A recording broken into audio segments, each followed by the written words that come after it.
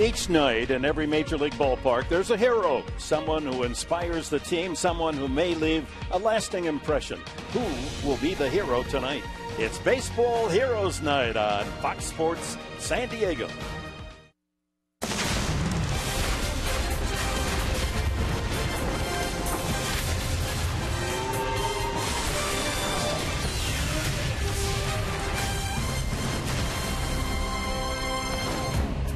Heroes Night at Petco Park, and there is a hero's hero, Tony Gwynn, Mr. Padre, as we welcome you to downtown San Diego. Opening game of the three-game series last night. Padres win 4-2. This is the middle affair, Arizona and the Padres at Petco. And good evening, everyone, with Mark Grant, Dick Enberg, Ernie Banks, Ted William, our heroes. We're going to talk about that throughout the course of tonight's play. But first, the Padres with another one-game winning streak, looking for a second win. Yeah, and so many people play a part in last night's victory, but there was one person in particular by the name of Corey Spangenberg. I know you're a big fan. He brings that speed to the ballpark. Spangenberg. He brings that speed to the ballpark each and every night. The stolen base. What I love is a lot of people don't look at is the pop-up slide. It enables him to get back up on his feet and take another 90 feet for Corey Spangenberg, causing havoc on the base paths. Well, you talk about hitters winning games. The legs of Spangenberg carried the winning runs last night. 3 hits, 2 stolen bases, 2 runs scored for the rookie Spangenberg in that win. And the one thing about Corey Spangenberg is this. He brings his speed to the ballpark each and every day. With more reps at the plate, he's seen the ball better. And you know what, quite frankly, if he can concentrate on hitting the ball firmly on the ground and utilize that speed, that's what we saw last night. That's his greatest weapon. Well, we want you fans to indicate your heroes, San Diego Padre heroes. Ted Williams, of course, came from San Diego. You've been following the Padres. Tony Gwynn will be unanimous, I know, but maybe other heroes you would like to mention. Allie Sturm with that report when we return to Petco.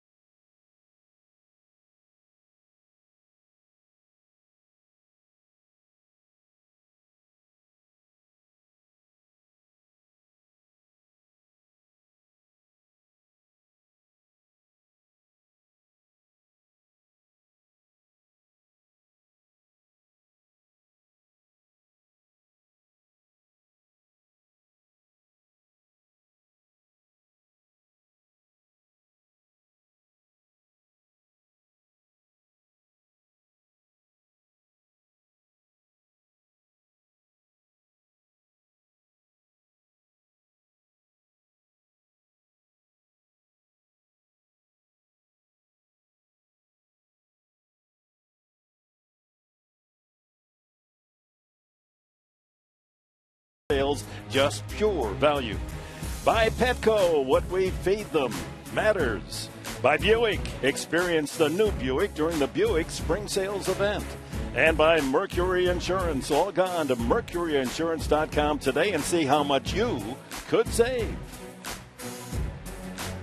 Welcome back to Petco Park, everyone. It is a very special night here tonight, and I have been asking all of you to tweet me about your childhood baseball heroes. Tweet me at Allie Sturm and use the hashtag Baseball Heroes Night. Again, that hashtag is Baseball Heroes Night. We've been getting a lot of great photos. My favorite, though, of course, is my 20-month-old son doing the Kimbrel, but I haven't met him yet. You guys, these pictures are amazing. I'm absolutely loving them, and I want to get you guys on our broadcast. So make sure you keep tweeting me using the hashtag Baseball Heroes Night. And coming up next, who will be our hero in tonight's game? We've got Andrew Kashner on the hill in Game 2 of the series versus the Diamondbacks.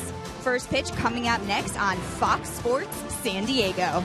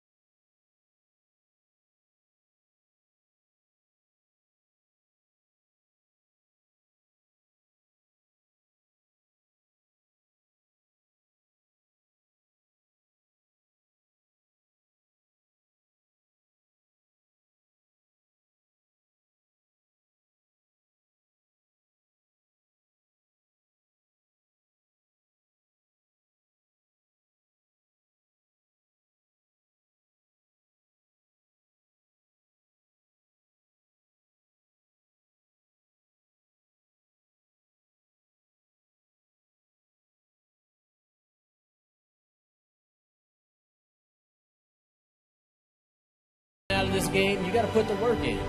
You got to work hard.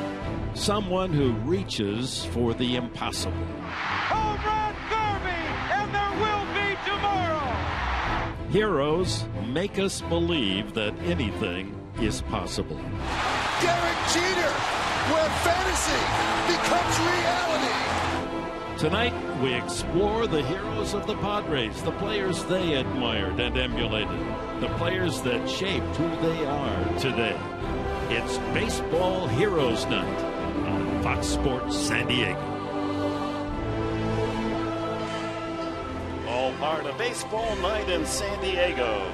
This June 27th, and Tony Gwynn and that magnificent statue out there, a constant reminder of Mr. Padre and the hero of so many fans here in our great city. As we're ready to go on a beautiful baseball night, 70 degrees, lineups are set, and here's the Diamondbacks order brought to you by Hyundai. Nick Ahmed will start things, A.J. Pollock, and then the all-star Paul Goldschmidt hitting .352, still right there as the leading hitter in the National League.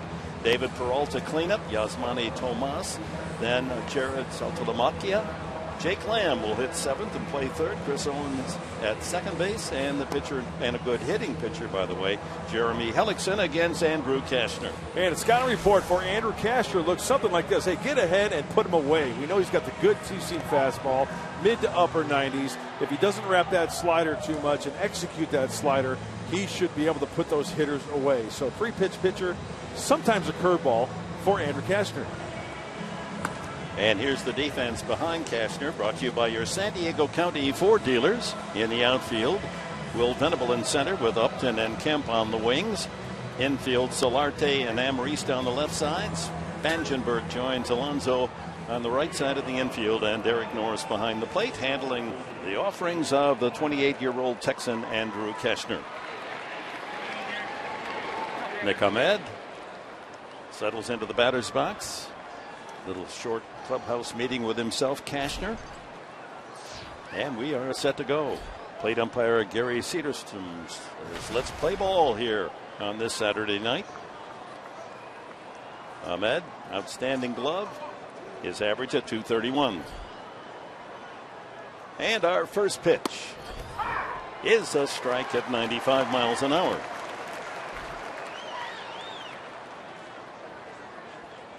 Padres start tonight against those teams in the NL West playing 500 ball, 19-19. Slow ground ball to the shortstop. Oh, no. First play of the game and an error to Amarista. Broken bat, slow roller. Amarista on the run had it go off the heel of his glove. Very makeable play right off the butt of the glove. Maybe rushed it a little bit, but boy, 99 times out of 100, Alexi Amarista makes that play. And just judging by that play, to me, that's got to be an error. That play's got to be made. And that's how it scored.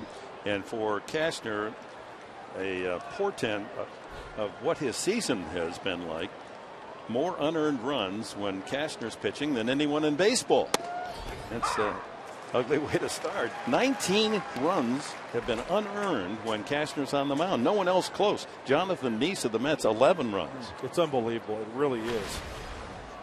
A.J. Pollock, former Notre Dame star. Good road batting average, .309. And on the season, a solid .304. In fact, you compare Kashner, his lack of support leading to 19 unearned runs. His opponent tonight, Jeremy Hellickson, no unearned runs. So you got to pitch around those mistakes. So far, that has not happened, and that accounts for Kashner opening tonight with 2 wins and 9 losses. Fly ball sliced toward right, and that'll become a souvenir and gives us a chance to take a look at the keys to the game tonight. Brought to you by your San Diego Honda dealers. Well, since Andrew Kashner's on the mound, it is Heroes Night. How about everybody jumping aboard the Kashner Express? His hero, Nolan Ryan, the Express, and be a hero. That could mean any one of the Padres, any member of the 25-man roster to be the hero tonight. And if everybody has that attitude, should have a good outcome tonight. Another broken bat, and Alonso in foul territory, able to collect it for the first down. So 2 up and 2 sawed off. Safe on the air, Ahmed, and Pollock fouls out. Look at Yonder Alonso getting up. Off the bag, athletic position. Times it perfectly. It's a good thing he just doesn't overrun that ball. Big out for Andrew Kashner. Wasn't hit very high. So he didn't have much time to go after it. Here's Paul Goldschmidt on his way to the All-Star game as a National Leaguer. Tough to pitch around him with 1 out and a man on, and a big swing and a miss. 96 on that fastball. Goldschmidt with the bases loaded last night, a single that drove in the only 2 runs scored by the D-backs. Padres going on behind Tyson Ross, a combined 2-hitter and a 4-2 win. Yeah, a little imagination there in that Padre fan club. Strike 2. Yeah, big crowd on Saturday night, baseball night in San Diego. And we expect well over 40,000. So far, Cashner throwing all strikes, 7 in a row to start the game. Ground ball to short, could be 2. There's 1. Back to first. He's got to hurry. And Alonso digs it out. Boy. Ahmed really took out Spangenberg on the relay at second, and Spangenberg limps off as he got knocked hard and low. Man. But a double play for the Padres, and Cashner salutes that twin killing.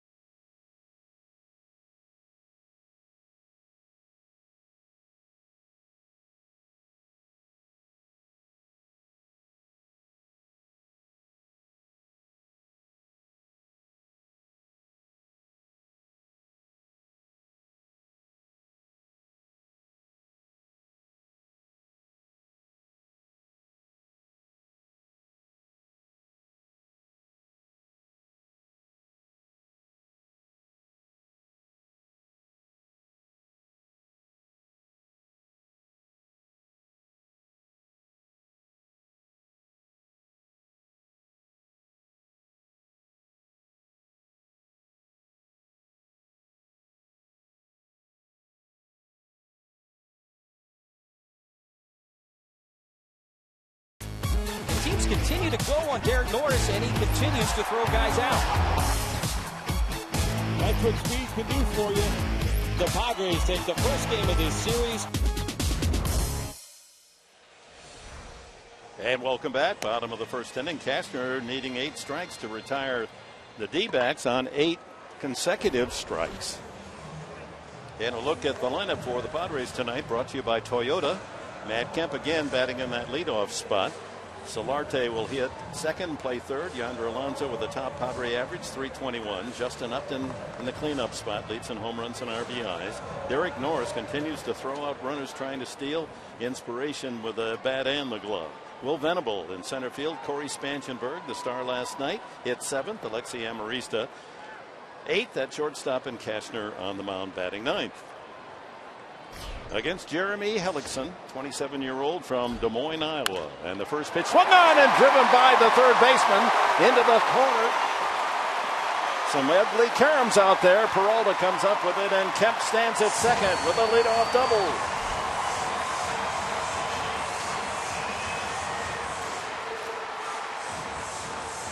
Picking on the first pitch of the game from Hellickson.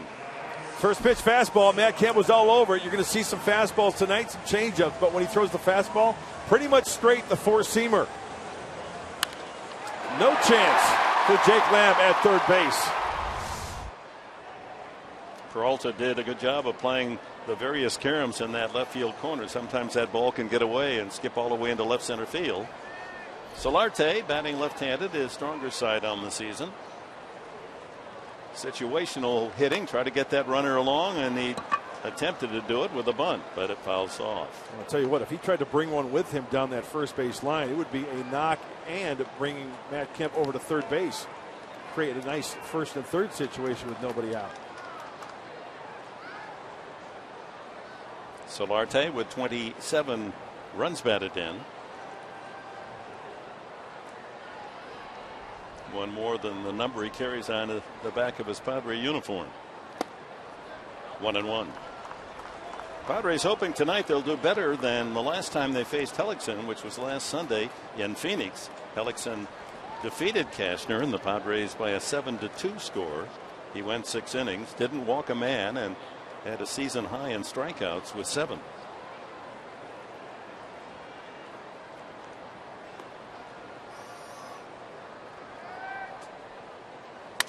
And that'll move the runner to third. Broken bat. 4-3 on the putout. Owings to Goldschmidt. And the Padres with a chance to take the lead on and out here in the first inning. And the scouting report now for the Diamondbacks, Jeremy Hellickson, is brought to you by Verizon Wireless. Got fastball, changeup, curveball, a slow tempo. You've already noticed that with runners on base. So lull you to sleep with that delivery, and then bang, try to blow it by you. And if you put pressure on him early, you can get to him.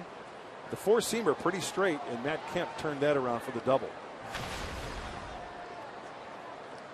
Trees around the northwest shutter every time Yonder Alonso steps in the batter's box. He has to lead the league in broken bats.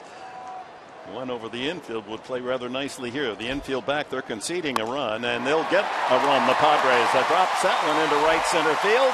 Kemp will score. It's 1-0 as Alonso delivers.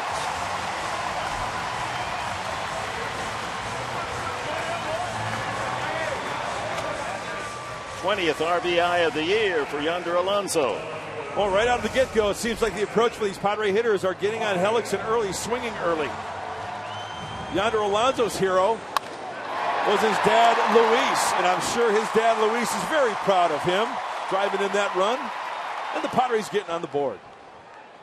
Father brought young Yonder to the United States from Havana at a very young age, before he was 10, and settled in Miami, where Alonso attended the university. Justin Upton, Padres' leading run producer, home runs and RBIs, takes ball one. In the dirt. And Justin Upton's hero, Derek Jeter. So we'll try to share with you throughout the course of the evening the Padres stars that they emulated growing up. Of course, Justin could have said it. My brother Melvin, BJ Upton, who's on the Padre roster, fouled out of play. Well, two changeups out of the hand of Jeremy Hellickson. He knows that Justin Upton loves to hit the fastball. And one thing that I just picked up on, the arm speed of Jeremy Hellickson kind of slowed up a little bit. There's those best seats in the house, just casually laying back, having some fries, maybe a libation, and then the ball drops right in your lap. How about that? That's when things are going good. Absolutely. Huh? How many O's in that good? Oh. It's a good day at the yard, so and early. There's about 8 of those nice big leather padded seats down there. Oh yeah, hubba hubba.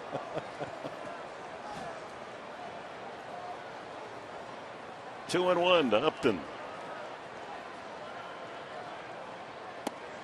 That misses away. Breaking ball. Derek Norris would be next.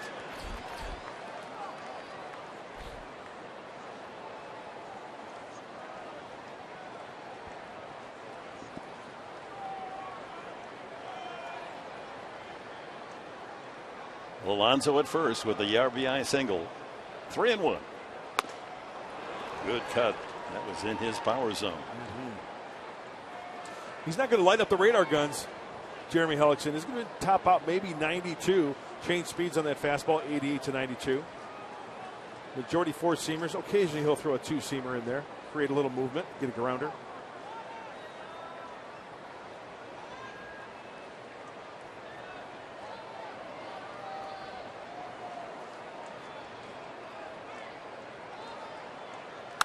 Drive to right center field for a base hit. Alonso on his horse will make it to third on a long single by Upton, and the Padres threaten to add to the 1-0 lead.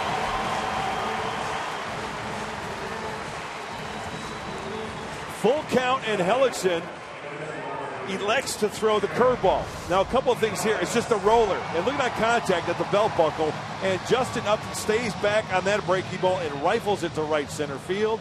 That is a pretty swing, even a better result. He could have picked a better pitch to stay on. That was pretty. Did not overswing at all. And a reminder, Justin Upton leads the Padres, and he's in the top 10 in the National League in stolen bases. He's 15 for 15. As Derek Norris, the catcher, batting 5th. Second in RBIs to Upton with 41. His hero, George Brett. And that comes from where he was raised in Kansas and following Brett with the Kansas City Royals. And this is one of the little nuggets on the scouting report for Hellickson. Put some pressure on him. Might not be a bad idea if Upton gets a good jump to send him on his way to second base. Big hole right side of the infield with Goldschmidt holding on Upton. Up high, ball one. There's that hole you're talking about, Dick, to the right side there. Outfield pretty much playing straight away against Derek Norris. Always a good sign when you score first. That's true of the Padres. They're 26-9 when they're on the board first. Can they add to that 1-0 lead? One out, runners at the corners. Slowly rolled to short. That'll be tough to double up. In fact, they're going to get Norris, but that's all as another run scores. Alonso checks in. Credit Norris with his 42nd RBI. It's 2-0.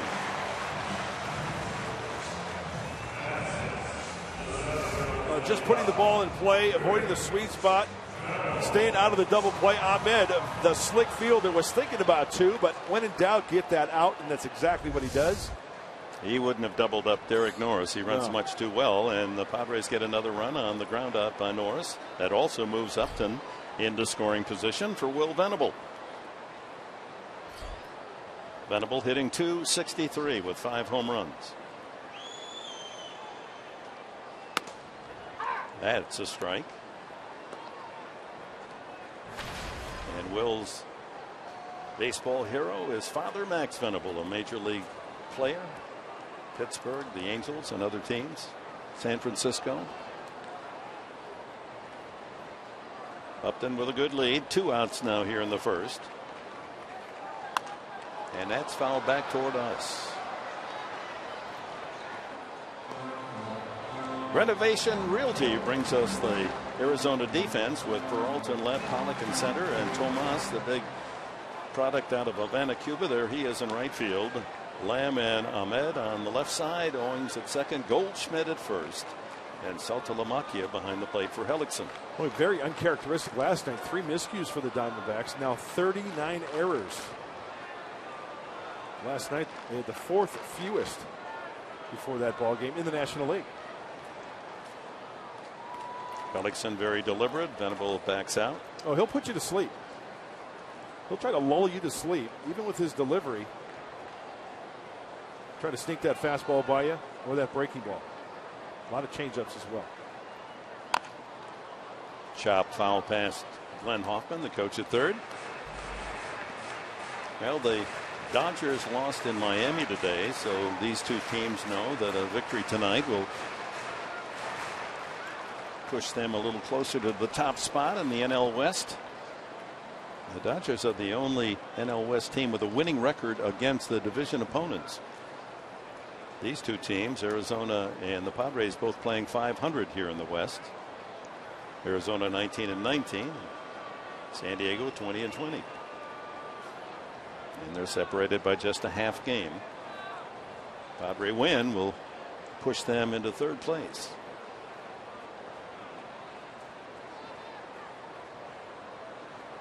And he goes around, strike 3, but a double by Kemp, RBI singles Alonso, and a ground ball by Norris. It's 2-0.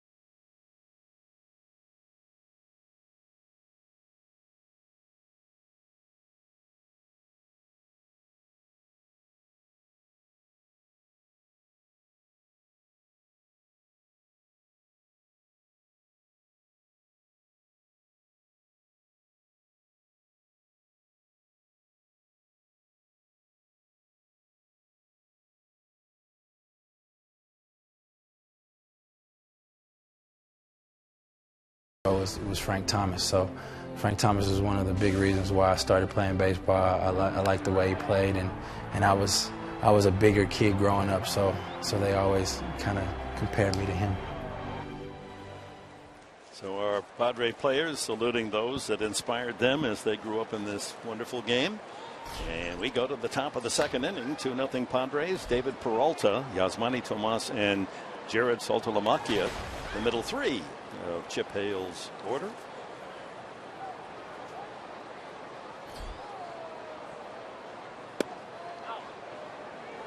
Peralta, 27, from Venezuela. Interesting story. He was signed 10 years ago by St. Louis as a pitcher. He eventually worked his way into becoming a doggone good hitter. And last year broke through with the Arizona Diamondbacks. In 88 games he hit .286, and here he is this season batting cleanup. Yeah, it is a good story here. Position players going to the mound, the most notable in Padre history. Obviously number 51, Trevor Hoffman, signed. It's a shortstop, played shortstop at University of Arizona, and then made the change on his way to the Hall of Fame. Number 51, Trevor Hoffman. 3-1 now. Peralta out of play, and perhaps the most famous of all position player to become a pitcher, George Herman Ruth. Good call. We forget that the great home run hitting Ruth as a rookie with Boston was about as good a pitcher as there existed in the American League. Yeah, he won over 90 games as a pitcher.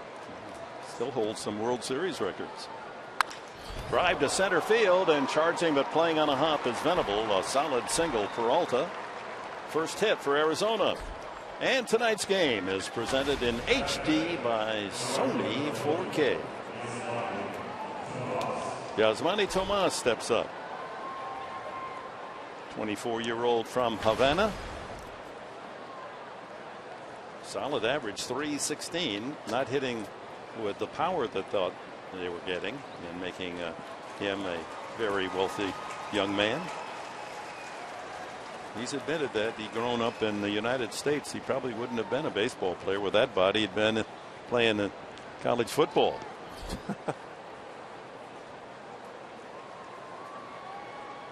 Infield turned a double play in the first inning, set for 2 here behind Castner, and that's a strike. 95 again. And the outfield playing to go the other way. We talked about that. But he has learned to use the big part of the field, right center field, left center field. Taking it up the center of the diamond, because if you're late, you'll go to right center. If you're out in front of a little bit, probably going to go to left center. Ground ball through the open right side, not hit very hard. Charged by Kemp, and so holding is Peralta at second base. Respecting Kemp's throwing arm, he has 7 assists this year, tied for the most in the National League. So back-to-back singles, Arizona to open the second.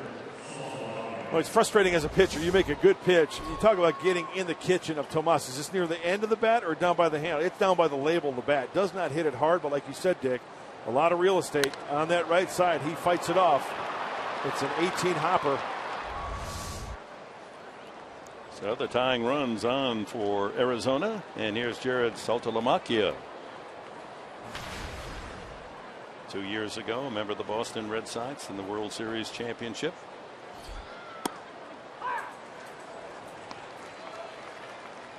Nice little backdoor slider right there by Andrew Cashner with the runner in scoring position for strike 1. Good pitch. Good candidate for a double play. Amarista, the shortstop, swung over right behind the runner at second base.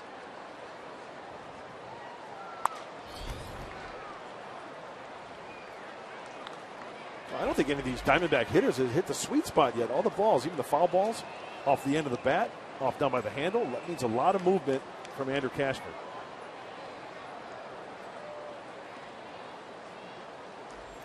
There's Amarista, Camp behind the runner, so he can't take too big a lead.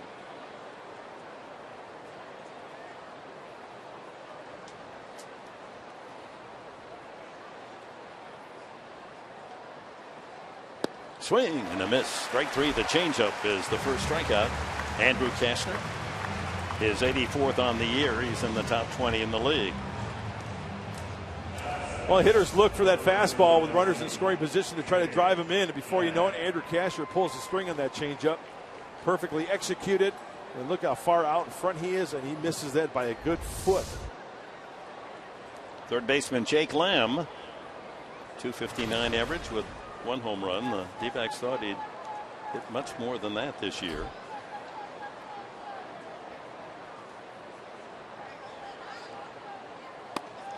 Lamb, just 24, a product of Seattle High School and University of Washington. Became a Husky long after Tim Lincecum had left the UW campus to sign with the Giants. 1 out, 2 on, 2-0 Padres, and a swing and a miss at 97. 97 with movement, good luck. And perfectly located. That's why if he's going to pound Jake Lamb away, heads up on the left side, Solarte Amarista. The ground ball might be coming your way. Peralta at second, Tomas at first. That even sounded fast. 1-2. Tyson Ross, back-to-back outstanding performances by the big right-hander from Oakland, California. Only 2 hits allowed last night. Only runs occurred when he walked the bases loaded, and Goldschmidt singled in 2.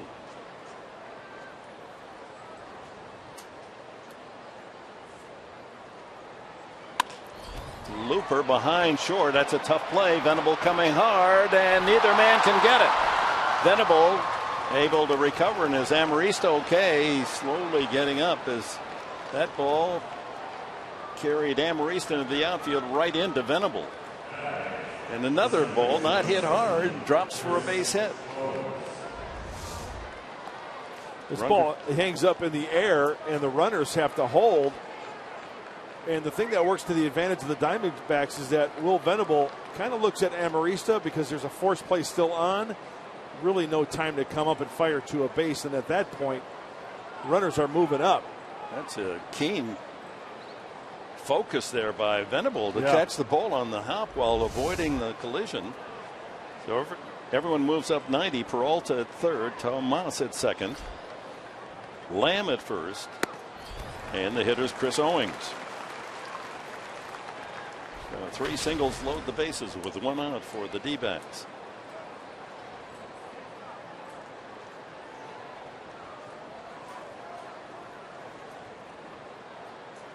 Owings last night 1 for 2 with a walk. Yes, on the outside corner. 0-2. A snake at every base.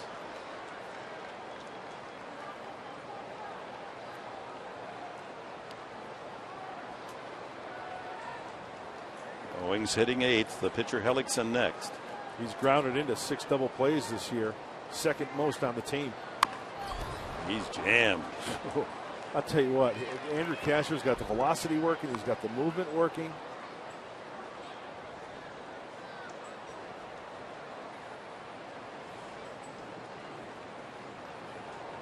Plate umpire Cedarstrom, a little housekeeping. Usually that means that either the catcher or the umpire took a foul tip.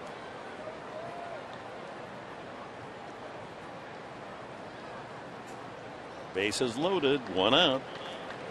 A 2-0 lead in jeopardy here in the top of the 2nd inning. A little extra, 98, but misses wide.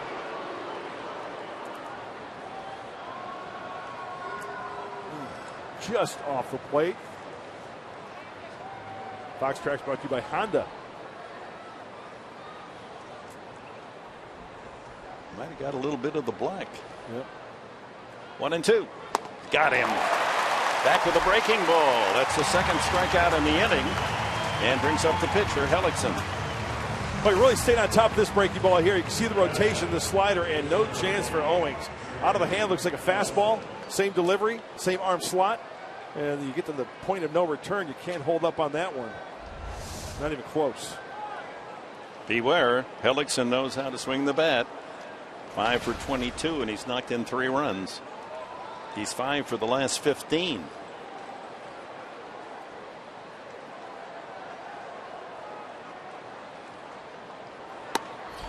And he looks at a strike at 96. I'm sure Jeremy Hellickson has a nice bruise still to remember when Andrew Cashner hit him in the desert right on that belt buckle. That was with the bases loaded and forced in a run, of course. Yep.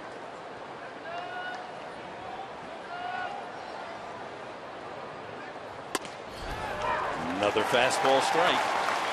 I'll tell you what, if I got hit by a 97-mile-an-hour fastball by Andrew Cashner, I'd be a little gun shy as well.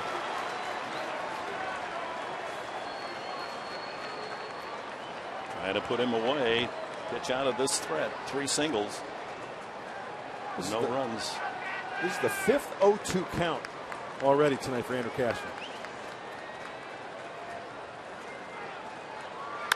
Ground ball up the middle. Amarista to the bag for the full side. And the inning comes to an end. And the Diamondbacks ran 3. Padres lead it 2-0.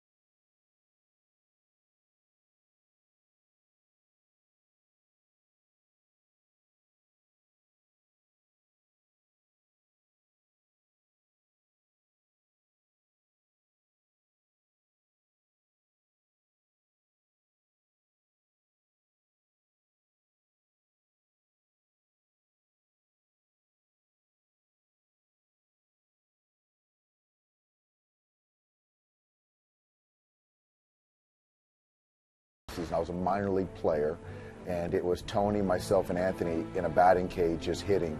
And, you know, he was kind of talking hitting and telling me to wear my batting gloves tighter and talking about back the ball up and working off the tee. And it was kind of one of those things where it's kind of Charlie Brown, where it's like, want, because I'm just so excited I just can't believe I'm here with Tony Gwynn, you know, hitting. It's kind of a dream. So I didn't really take a whole lot with me after that day, but, you know, the experience and the memory will always be there for me. Bench coach Dave Roberts, his idol Tony Gwynn, that great statue out in the park at the park.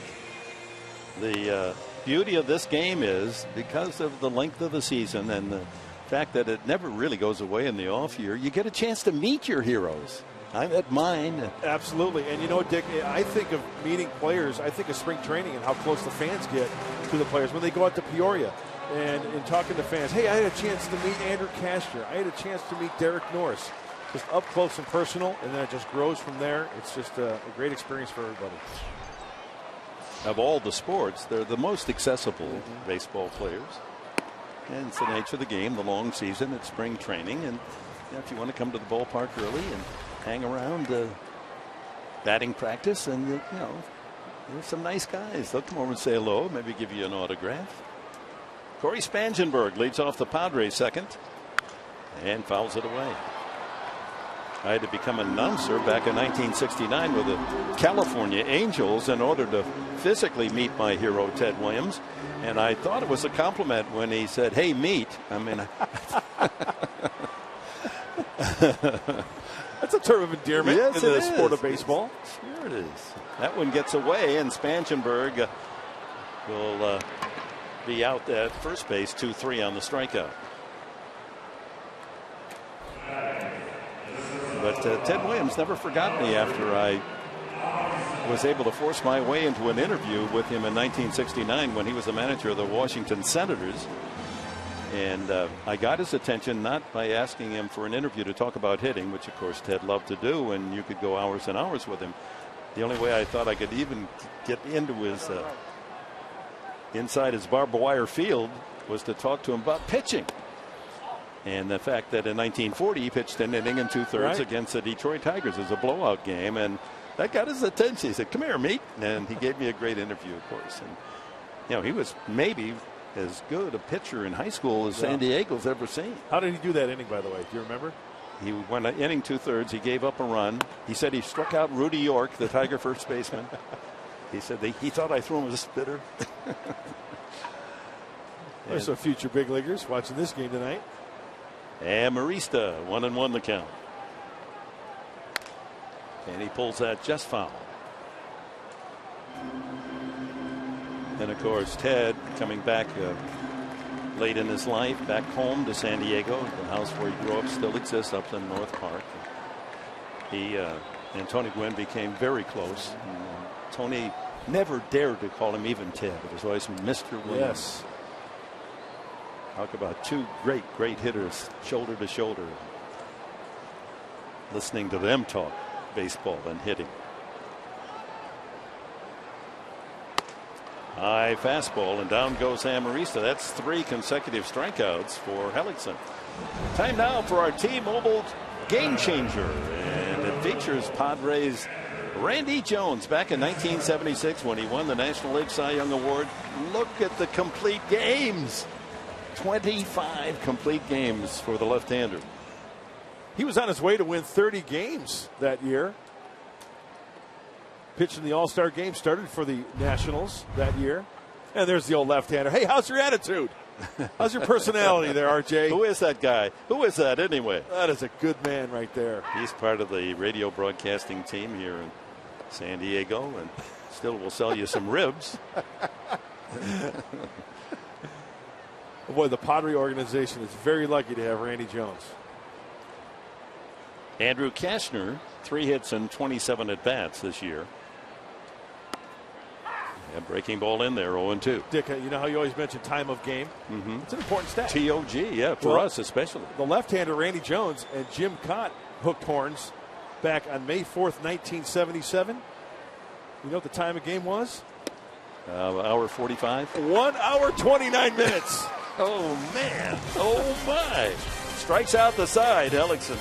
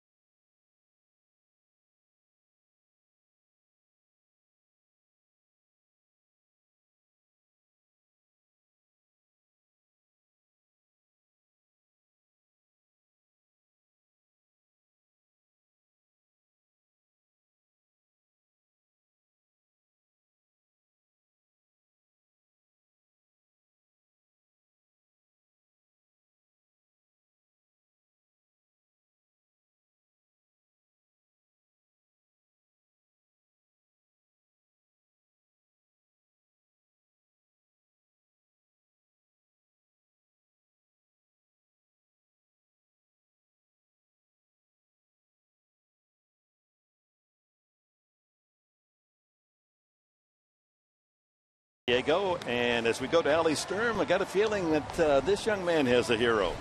Yes, Dick, thank you very much. I'm joined by Marcelo, who is truly a hero that we have been following this entire season, and his wonderful father, Alberto, and his wife, Liliana. And Alberto, can you just tell me about Marcelo's story and how brave a he has shown? Marcelo is our angel. He was born with cystic fibrosis. He was diagnosed at birth, and he's been fighting that, and he's become an ambassador, raising awareness for this illness that is very hard for kids. No, he's battling to breathe, and he's doing great. He's having fun. He's enjoying life and teaching us how to enjoy life.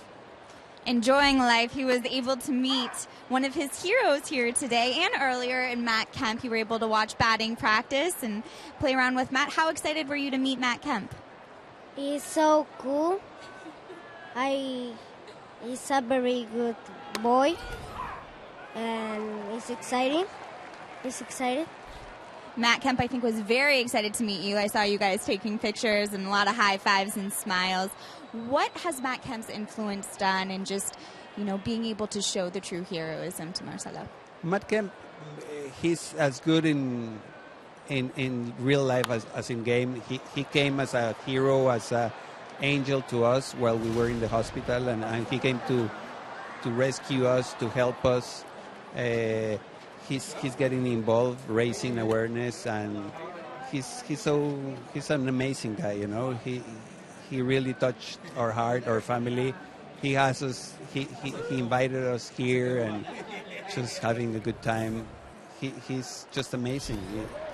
He really is an amazing guy. He's our hero, our angel. He's helping us find all the resources needed and all the things we need to fight and to keep up fighting. No, and he's bringing Marcelo a lot of enthusiasm and nice motion. No, it's been great to see all the work that Matt's done with Radies and how much it's helped Marcelo. And Marcelo, you know what? I haven't picked my hero here tonight yet, actually. Everyone else has picked, but I haven't.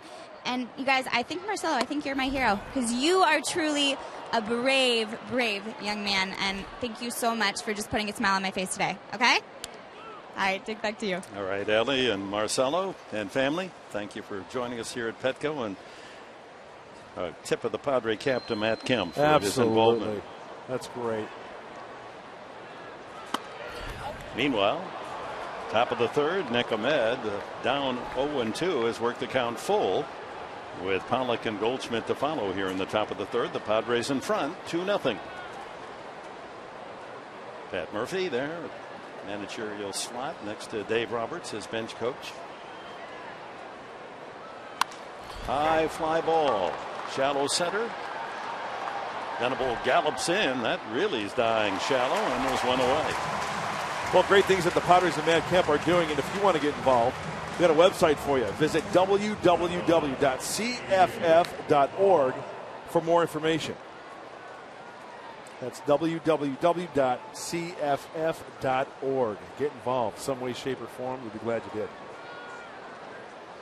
Anything that helps young people, young children that have no decision in the matter. They're born with a problem, and we've got to help them as much as we can. Good friend of mine, Liam Hearn, just had a lung transplant. CF. He's in the hospital up at Thornton, UCSD Thornton. He's watching. He watches every game. So we wish Liam well and the Hearn family. Absolutely. A.J. Pollock fouled out the first time. Grounds this one to Solarte. A snow cone catch at third, and he throws him out. And Pollock can scamper up that line.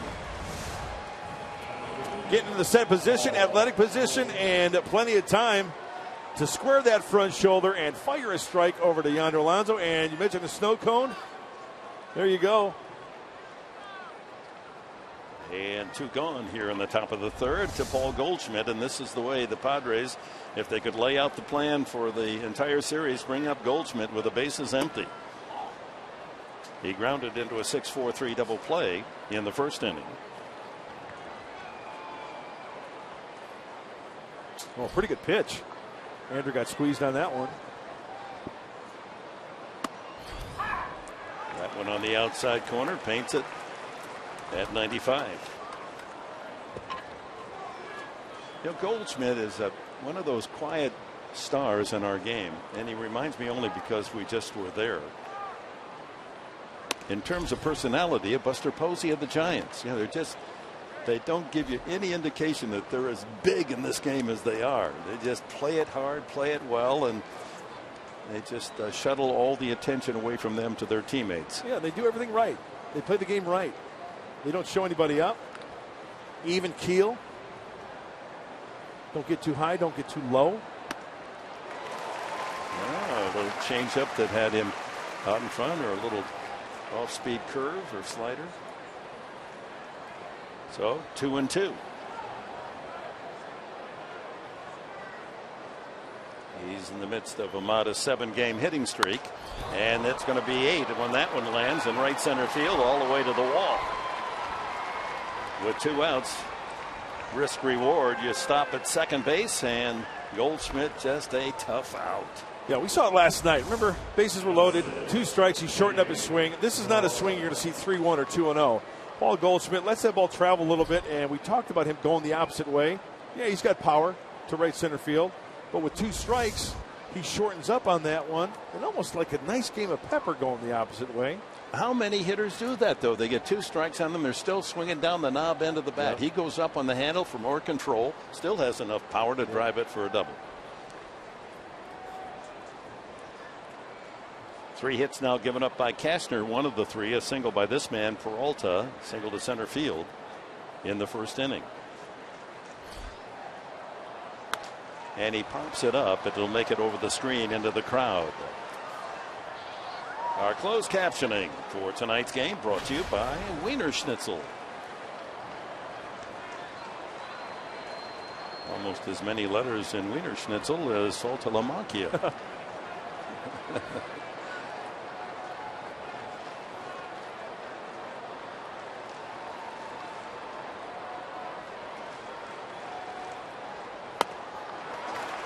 Change up 0-2.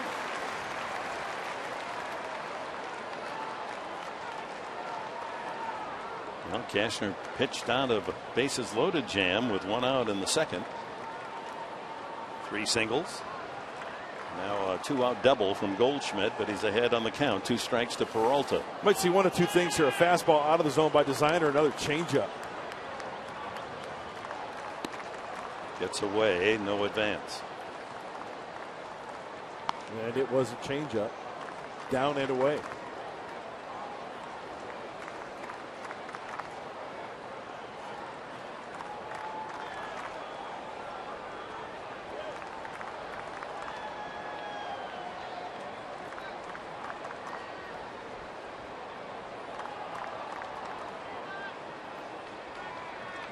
A ball, 2 strikes. Jammed him. Got in on the hands at 98.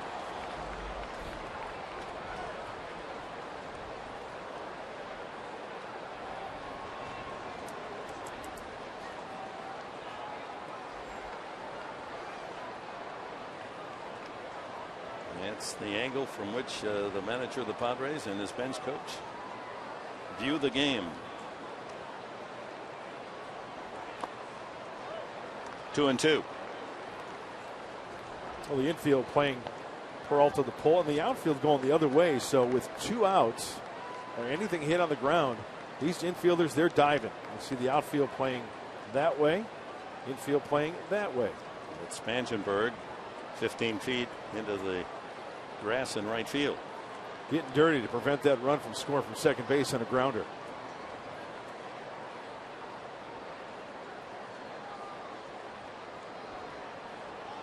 Change up. And from 0-2 to 3-2. 98 on the fastball and yanked it. Nice pick by Derek Norris. So he went 2 strikes to Goldschmidt. Goldschmidt doubles to right center. 2 strikes to Peralta. Can't get him to bite on some of that off-speed stuff. So full count. There'll be a series of signs from Derek Norris. See if it's First sign after 2. Oh, no 2. I'm guessing slider down and in. And a soft fly ball to right. That's going to land in fair territory. Goldschmidt scores. Peralta to second with a double. Well measured, not hit hard. And that's been the story tonight for Cashner. The D-backs base hits, with the exception of Goldschmidt's double, not hit very hard. Yeah, you can hear that bat snap up here as it looked like Andrew wanted to throw that slider down and away. Out of the hands after a second look. That might even been a changeup. Any way you look at it, towards the end of the bat, snappage, double, and a run for Arizona. So 2-1 Padres, with the tying run now at second in the form of Peralta. Yasmani Tomas rolled a single through the right side, his first at bat.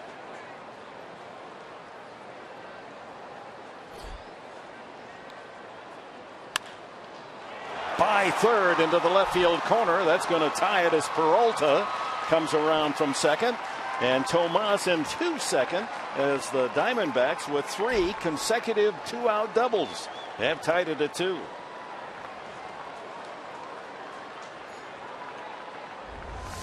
Well, I know we talk about going the other way quite a bit, but in the event of an off-speed pitch, that looked like either a cut fastball or a short slider. Well, it speeds up the bat of Tomas, and I think he wanted that one down and away. That ball leaked middle in and speeds up the bat of Tomas, and that's the ball you try to pull. And that's exactly what he did. So this inning cruising along. Cashner with 2 quick outs. Goldschmidt lights the fuse with a double to right center. Peralta bloops a double to right. 2-1, and now Tomas drives one over the bag at third into the left field corner to tie the game at 2. And that brings up Jared Saltalamacchia, who struck out swinging his first time. High fly ball slicing toward Souvenir Corner here at Petco Park.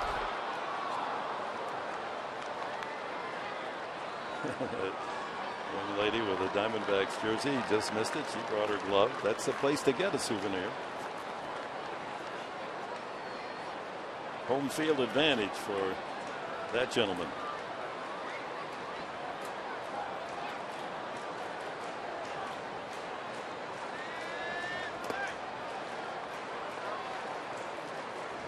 So just a couple of pitches that were not located well. Peralta was the changeup. He was out in front of it, double down the right field line, and the slider to Tomas just caught too much of the plate middle in for the double down the left field line.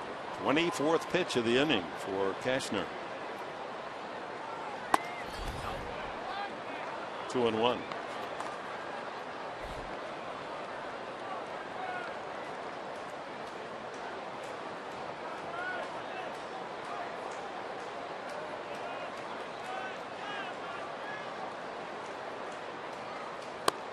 Swing and a miss, 2-2.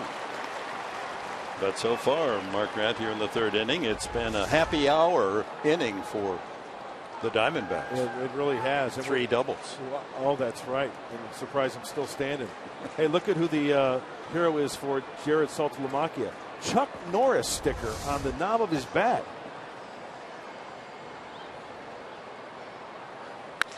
And a shot to short. One hop to Amarista. He was positioned just right, or the D-backs would have taken the lead. 3 doubles, 2 runs. We're tied at 2.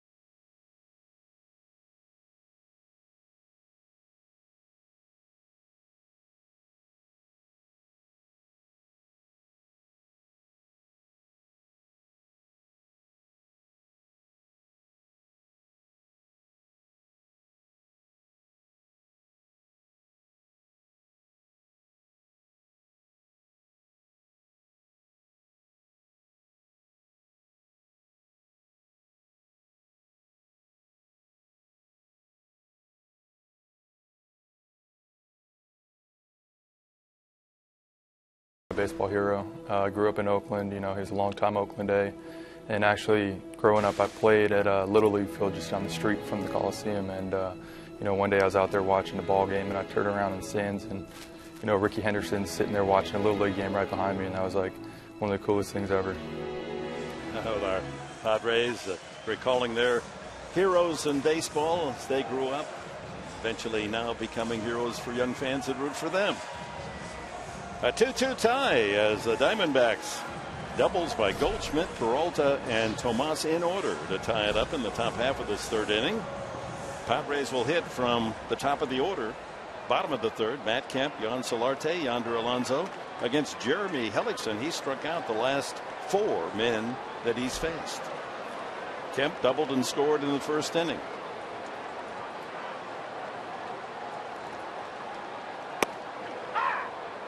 .89 on the fastball.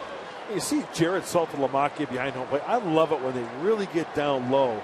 Saltalamacchia was down on one knee and gave the target almost out of the zone to force his pitcher to get that pitch out. There was one knee down. Get it down there. Even if it's out of the zone. Hits the spot again. Love that. Use that mitt for a big target. Yeah. And the body, in a way, becomes a target as well, isn't it? No question about it. How a catcher sets up off the plate plays a big part in the success of a pitcher and just the mindset of a pitcher as well. Here's a curveball. Let's see how he sets up. Spread stance, 2 strikes. And he gets the strikeout pitch, and Hellickson's on a strikeout tear, 5 in a row. He got Venable to end the first inning, Spangenberg, Amarista, and Kashner in order in the second, and Kemp to lead off the third. I mean, he set his season high with 7 last Sunday in Arizona against the Padres. He's got 5 already with 1 out in the third.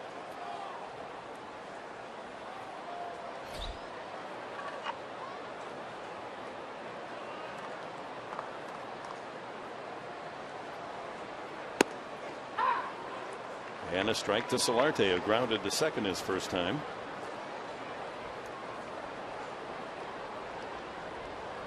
Hellickson with a Rays 4 years ago, the Rookie of the Year, as that one is pulled foul and into the crowd down the right field side. Broke in at 23, won 13 games for the Rays, finished ahead of Mark Trumbo for Rookie of the Year. Then won the Gold Glove for his fielding prowess the next year.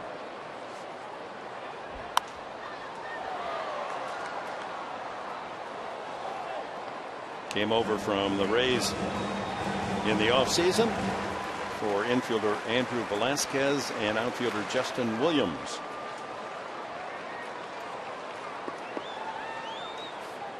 High ERA, but you wouldn't know it the way he's pitched against the Padres the last 2 times. 4.94 earned run average. You know what's cool about winning that Gold Glove, Dick? You get that glove with the gold label on it from Rawlings, and Hellickson is sporting that tonight. That is cool. Co-winner with Jake Peavy back in 2012, the American League. Line to right field into the corner, and that's going to go up against the boards. Tomas plays it in. Alonso to second, and the Padres have a double. Boy, 3 doubles for the D-backs top half of the inning, and that's the second double tonight for the Padres. Remember, Kemp doubled to lead off the first. Got on top of that high fastball. Not working underneath it. Look at how level that swing is right there, and depositing that. Good sound on the sweet spot for the double. So Solarte with the double. The Padres with a chance to snap back and regain the lead. Yonder Alonso. He parachuted a single, drive in a run in the first inning.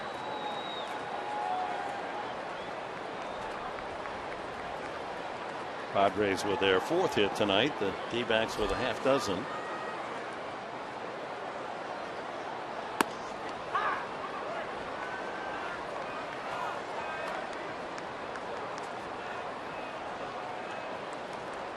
Outfield gives Alonso all to right center. Goodness.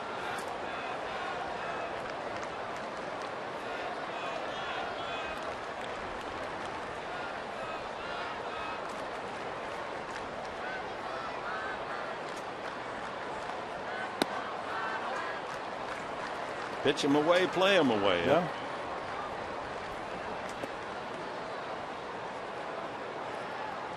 That's why he's notable for throwing that changeup. If he leaves something up, like he did to Solarte, he could shoot that right center field gap. If he keeps it down, he's going to take it that way to the outfield, the opposite way. And what do you know? The first 2 pitches have been away to Yonder Alonso.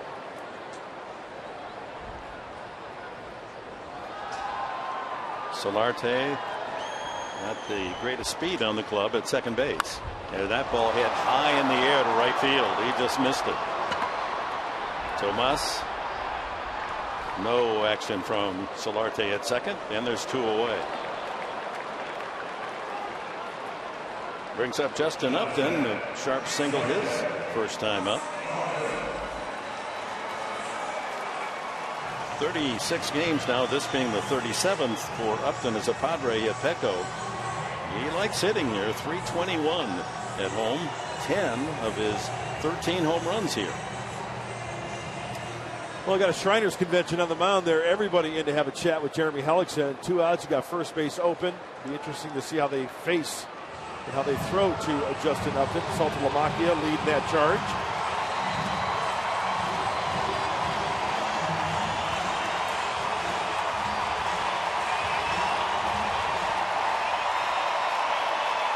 Upton, the club leader in runs scored, hits, home runs, RBIs, stolen bases.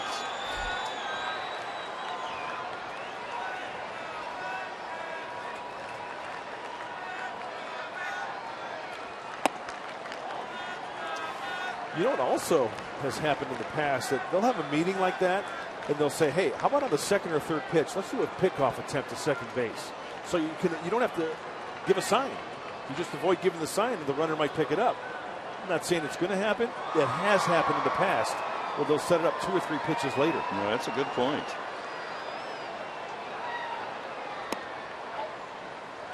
Changeup misses inside, 2-0. Now, see, now I think would be a good chance, a good spot for a pickoff just like that with the way the defense is playing. Owings just over towards the second base bag, maybe a timing play. The focus is on pitcher hitter, 2-0 count.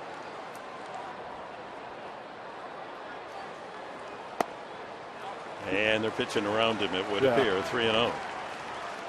He's going to get with the little bird left on the rock. Nothing. Norris, apparently they'd rather pitch to him, although he's only 2 RBIs behind Upton on the season's play. See, my philosophy has been, if you're going to pitch around a guy like this, why make a mistake? Just put him on. Yeah, you hope you might get a couple of wild swings. Eager hitter, but sure. Nothing to tempt Upton those first 3 tosses. And ball 4. That was a pitch around. 2 on, 2 out. Derek Norris, the batter. That's the first walk from Hellickson. He didn't walk a man on Sunday when he defeated the Padres 7-2. You want to see a pitching coach do all the talking and very animated? You're looking at him, Mike Harkey. You talk about a guy who's passionate about his job. He will wait till the umpire goes all the way out to the mound to send him back to the dugout. This is not just a little suggestion. This is a declaration. Well, he's into it. And the umpire got his attention, and Harkey leaves for the dugout. So Derek Norris knocked in a run with a ground ball out his first time.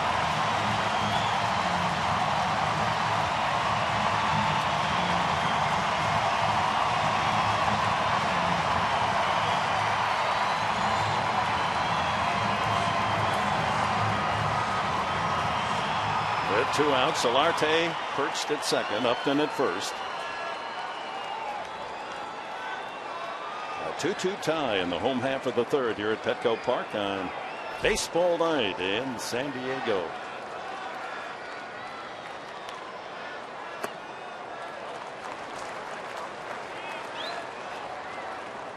Interesting article featuring Derek Norris in San Diego's UT today.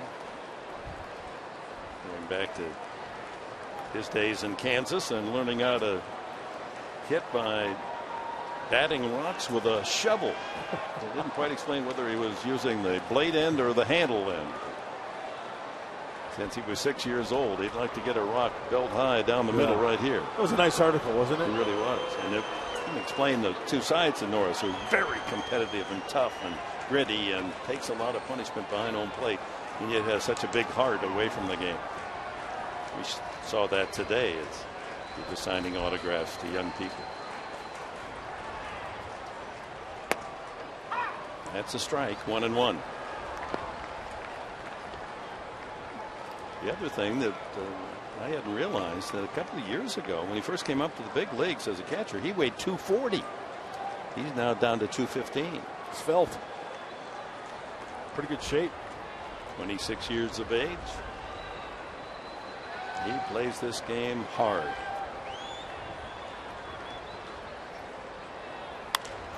High fly ball, shortstop. Ahmed for the out, and the Padres leave 2. We've completed 3, and it's tied at 2.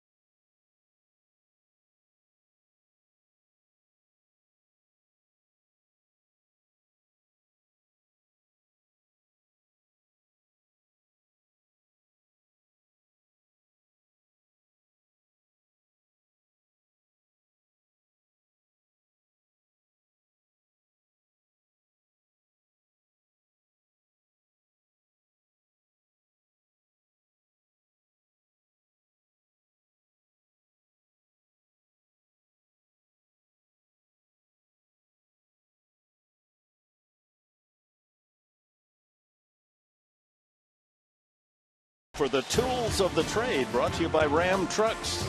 And we're going to focus on the late great, everybody's hero, number 42 for the Pinstripers, the New York Yankees, the one, the only, Gerald Francis Coleman. Boy, he could do so many things, not only on the baseball field, but in life as well. You know about his military service. Look at him choke up. Look at the Colonel go the other way. And Old Timers Day at Yankee Stadium. Boy, what a man. We miss him dearly. You loved Jerry Coleman. There's his testimonial and his memorial segment here at Petco Park, a 3-part tribute as a hero, a true hero, in 2 wars, 120 combat missions, and came back home, and then as a broadcaster and of course as a player, and we might add a friend of everyone who met him. Fly ball to Upton in left field for the first out. Lamb goes the opposite way.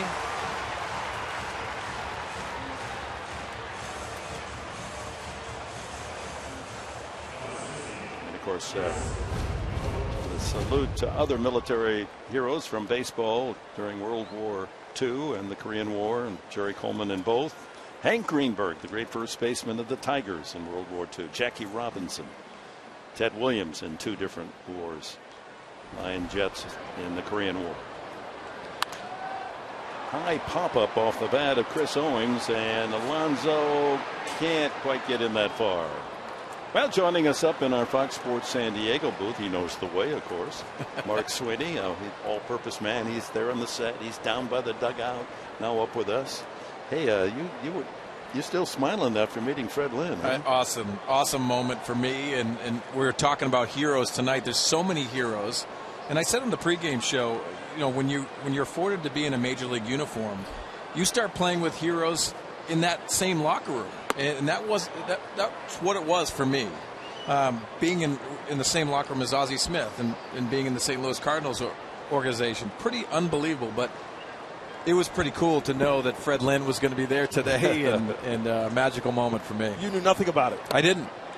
And thank you for everyone keeping a secret. I know you guys were a part of it. Were you a part of it? No, I didn't know he was going to be here. I knew that you were going to say that was your hero. That makes two of us. I didn't know either. They were showing the set, and they showed Freddie sneak around, and while you were talking to Mike Pomerantz, it was set up perfectly. I'm glad you had a chance to experience that. Strike three. Chris Owings caught looking. He strikes out for the second time. There's two away now in the fourth. See, blindsided you there. Yeah, they did, and he snuck up, and it's pretty awesome. I wanted a man hug right there. You saw me go in, I came back. I got a little uncomfortable because obviously he doesn't want a hug from me. But it was, listen, this guy, 1975, Rookie of the Year and also MVP. Only two people have done that. Ichiro Suzuki was the only other one. But what a tremendous player and a great example that played the game the right way for me. That's why he was my hero growing up. See, the beauty of this game is we all learned to love it at such a young age. And here, as old men, we still love it, and we still are kids when it comes to our own heroes. Huh? They never leave us. I mean, we remember them forever. Ernie Banks. Yeah. And TV was a great vehicle for Mark watching TV, and Dick, you growing up as a kid and finally meeting Ted Williams. But to me, it didn't seem like Ernie Banks was real until the time that I got the chance to meet him in person. Yeah. And I'm meeting my idol, Mr. Cobb. It's these magical moments that make you a kid again, and it really is. That's how I felt in the pregame show. Obviously, I feel that all the time with Mike Pomerantz next to me. Right, of course. But don't we all? Yes, we all do. But having your hero and knowing he lives in San Diego, I've seen him play golf up at La Costa, and it's still cool. You bring yourself back to that 10-year-old where you were watching on TV 38 in Boston. It's a lot of fun. Hellickson grounded out his first time with the bases loaded. He takes strike three. Couple of strikeouts for Cashner. He works his first 1-2-3 inning. Middle of the fourth. We're tied at 2.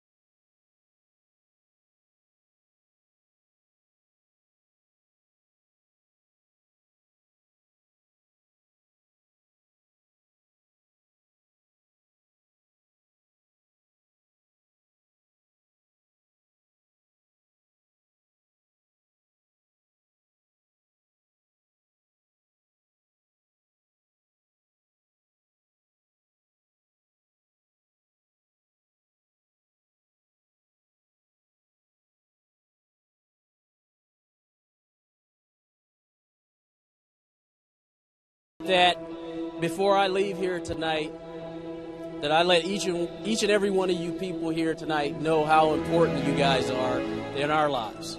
You guys have been unbelievable for 20 years. I just can't even explain it. It's unbelievable.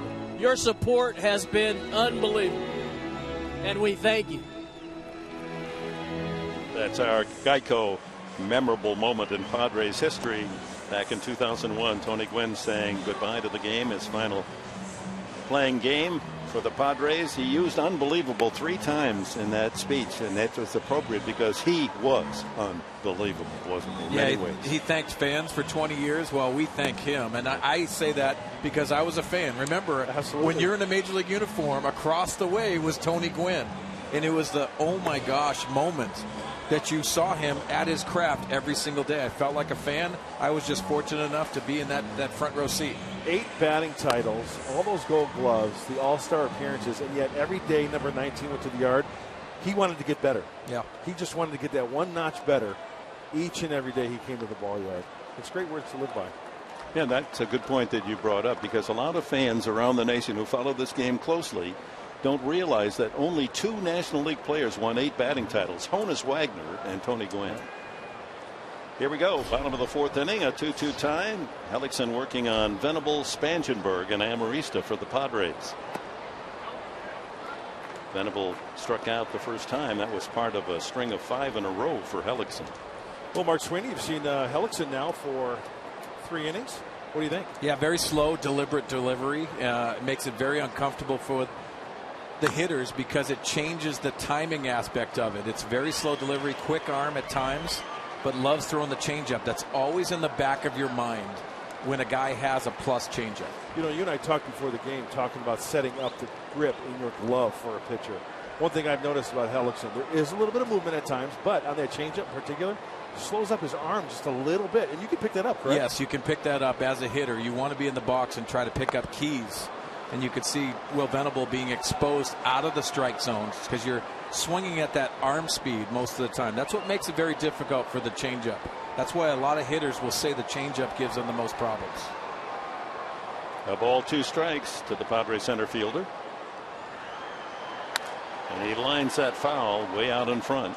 Again, a changeup. You know, we have the luxury of the center field camera. You can kind of peek in his glove as you look at the speed range. 92 on the heater, 74 on the off-speed pitch. As you look inside the glove, see that's the circle change. He's got to stay on top of that. See the bottom just drop right out of it. And then he throws him the curveball, and he's able to check, according to third base umpire Quinn Walcott.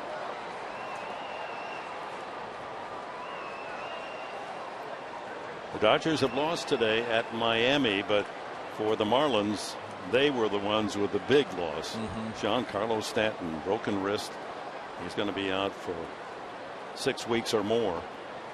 Oh, what a tough break. The home run and RBI leader for the Marlins. Bounced right back to the mound, and that Gold Glove of Hellickson takes care of the rest. You know, Dick, to your point, it's a tough break for the Marlins, but also Major League Baseball. This is the best power hitter in the game, and Giancarlo Stanton, and he goes down with the injury for the 2nd year in a row. It's a difficult loss. And that means the All-Star game will be without one of the big stars in Stanton. It really is. So one away here to Corey Spangenberg, last night's star for the Padres. Struck out the first time.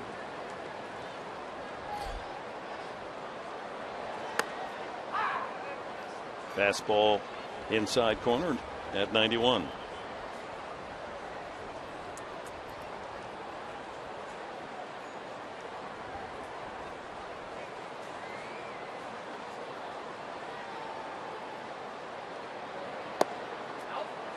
One ball and 1 strike.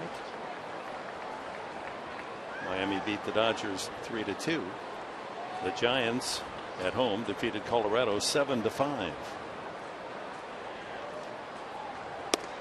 So that means the men up there in the Bay Area are now just 1 game out of first place. And they're going to get some players back here pretty soon, including Hunter Pence and Aoki in the outfield and Jake Peavy. Matt Cain sliced to left field. If that's fair, it's trouble. It's down in the corner, out of our view, and it gets away, and it's a fair ball. Peralta finally picks it up, and Spangenberg with a double. It's a blind spot down in that corner. You can't see the fair territory, and Spangenberg must have landed it just near the chalk. Oh, Mark Sweeney, we can get back to this swing a little bit, taking it the opposite way. It was a fastball up and away. Peralta gives it the old college try, and Quinn Walcott, the third base umpire, was all over it. He was down that line. He was straddling that line, had a good view on it, signaling fair. So the Padres have their third double. The Diamondbacks have 3 doubles. Spangenberg comes up a little gimpy here. Remember, he was taken out on the double play ball earlier and limped off the field. And perhaps in running that out, he aggravated the earlier injury. Mark, getting back to that swing, we talked about Corey Spangenberg in our open prior to the game, and more reps, seeing more pitches. He's done quite well the last handful of games. Yeah, and I think the base of at-bats that he's gotten, the playing time that you get, you start feeling more comfortable because your timing aspect starts coming back as Corey Spangenberg talks his way into it. But you can see him rounding first base and taking his time, and I think you can see just a little step that looks uncomfortable.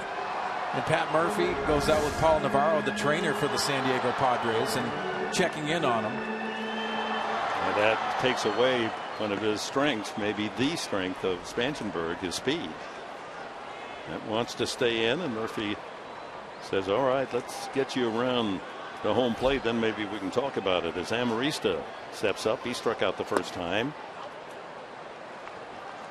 Well, even Corey Spangenberg influences that, and you can see Jeremy Hellickson with a slide step with a guy on second base. Hellickson, Mark, and Dick are one of those pitchers that holds the ball in his hand and then goes in the glove. And we wanted to talk about that, the setup.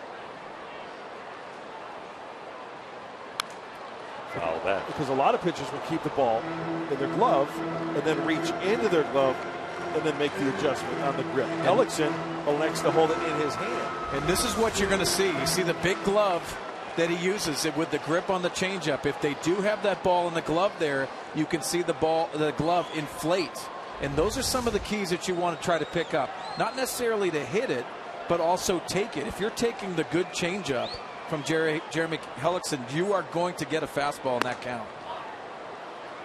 Amarista takes away 2-1. Are there any things pitching wise that you want to try to combat from? Well, here's what I'd like to do. I like to hold the ball in my hand in the stretch because I set up on a 2-seam grip, so I can go slider, I can go curveball, I can go changeup off the 2-seam, and then if you're going to go to the 4-seam, just when you're coming up, you just go to the 4-seam grip. But ball gets away, and Spangenberg advances to third. As Amarista chases a ball in the dirt, it's 2-2. And it's a small little detail, but if you're going to be pitching and you're going to have a split finger grip or a changeup grip, get into the habit at a young age of having that glove open the whole way. Don't go small and then go large on the changeup. Even if you can stay large with your glove with the 2-seam grip, you can stay with the curveball, you can stay with the split finger. Always maintain that one consistent glove position. Oh, wow. You got to change here. Spangenberg just is too gimpy. He's made it over to third, and they're going to get him back in the training room and work on whatever is bothering him. And I'm just guessing, but I think it first began on the takeout on the double play ball in the first inning when Ahmed got him low and somersaulted him. And let's hope that's not serious. Spangenberg really growing into regular. So Barmes is the pinch runner. 2-2. Amarista infield in. And he just got a piece of that. Well, what makes it difficult here for Clint Barmes being a pinch runner in this situation? Infield is in, and you have one out. Most likely they're going on contact. You don't have an opportunity to stretch. He's actually stretching in between as he's getting off the base to try to get loose. Yeah, it's not like he had a full inning to. Right. It's a very difficult spot to be in, but he is going on contact, especially in the infield, most likely. No, taken strike 3. And that ball a little bit inside, but you got to protect with 2 strikes. Yeah, you take a look at this, Dick, and the left foot is what really plays a part in it. When he takes this throw from Alexi Amarista, that left foot goes towards the runner instead of using that bag as one of those plays where if you're sliding in, you can use that as protection. Some of the infielders will actually go backwards and make it very difficult to make contact with it. And Cashner lines it, but right to Peralta. Oh, my. The Padres with a chance. Man at third, one out. Amarista strikes out. Cashner lines up.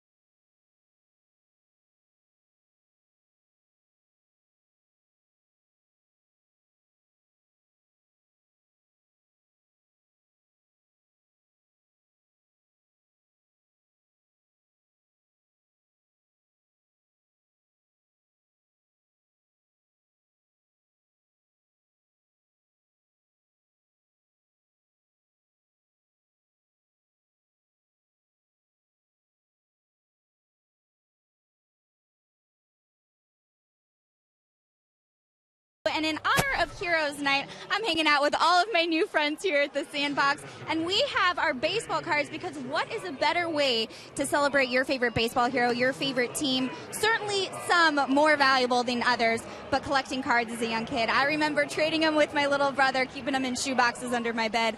Mark Grant, Mark Sweeney, Dick Enberg, we're having fun down here, and I got to know, were you guys collectors? Absolutely. Although, my day, that they just really weren't invented. You just.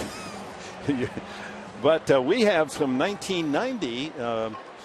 Jason Lewis, our producer, went out and at a tremendous expense of Fox Sports San Diego, bought these 1990 baseball bubblegum cards. Let's see what we have here. What do you have there? Let's open yours up. See what you got there. What? That's a good one. Are you kidding me? What is it? I mean, obviously an all-star pack. A Dick Enberg card. Oh. NBC Sports. Right. We can't we're show just this. we're That's just the enemy. kidding. Yeah, what are you talking about, NBC Sports? Well, that was 1990. First pitch swinging is Nick Ahmed, and he rifles a single to right field to lead off the fifth for the Diamondbacks. I mean, this is a lucky night, right? Okay, yours was sealed. Yes. I want to see who you got. Here's the gum, by the way. Remember the old stick of gum? Yeah, look at how soft and juicy it is. You look at it. Listen. Oh. Yeah. Hey, that's 25 years old, that gum. Who do you got? Dave Berg. Bruce Hurst. Padre. There you go, right off the bat. Boston Red Sox, Padre. Here it is. Bruce Hurst, the left-hander. Jack Clark in a Padre uniform. Jackie, that was taken in Yuma. Look at with the first baseman's glove. Okay, I'm going to open mine here. Meanwhile, here's A.J. Pollock. He's 0 for 2 tonight. How about the big ragu, Dave Righetti, the pitching coach for the San Francisco Giants? I know a lot of people don't want that, but hey, topical. How about Ryan Sandberg? Oh, Cubs. He's not with the Phillies, right? No, not anymore. Mark Grace in the dugout for the Arizona Diamondbacks, hitting coach. There's Gracie. Oh, I got a good one. I got the Hall of Famer. Bigger head than Joe Oliver right here as a Cincinnati Redleg. I'm gonna have to back up. Didn't they? Oh, Cal Ripken, is that any good? Huh? That's pretty good if I give Doc Gooden right at you. Ooh, the fastball curveball mix. Yeah, those are two. What do you think of that one? Yeah. Bert Blyleven, good yacker. The Dutchman. And they pick him off. Amarista has moved over to second base side. Barmas in the game replacing Spangenberg, and He goes to shortstop. That's a big pickoff, and Ahmed is gone. He left too soon. Absolutely. And you know what? Yonder Alonso did a good job of creating a throwing lane and getting rid of that rock. Andrew Castro even pointing to Yonder saying, way to go. There's the tag before he gets the bag. It's a big out. Varmus at shortstop makes the tag. The count 1-0 on Pollock.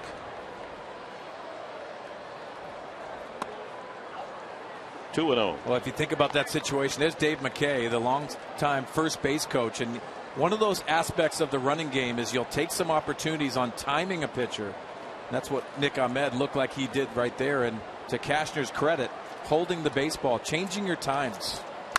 Ground ball, right side. Oh, nice play. Amarista moving over to the second base side. The little ninja takes a base hit away from Pollock. Great first step, a long way to go. This is not a softly hit baseball. Sliding up to his feet. That is an athlete. Yeah, the quick pop up and gets the speedy Pollock for the second out, and a salute from your pitcher. Thank you.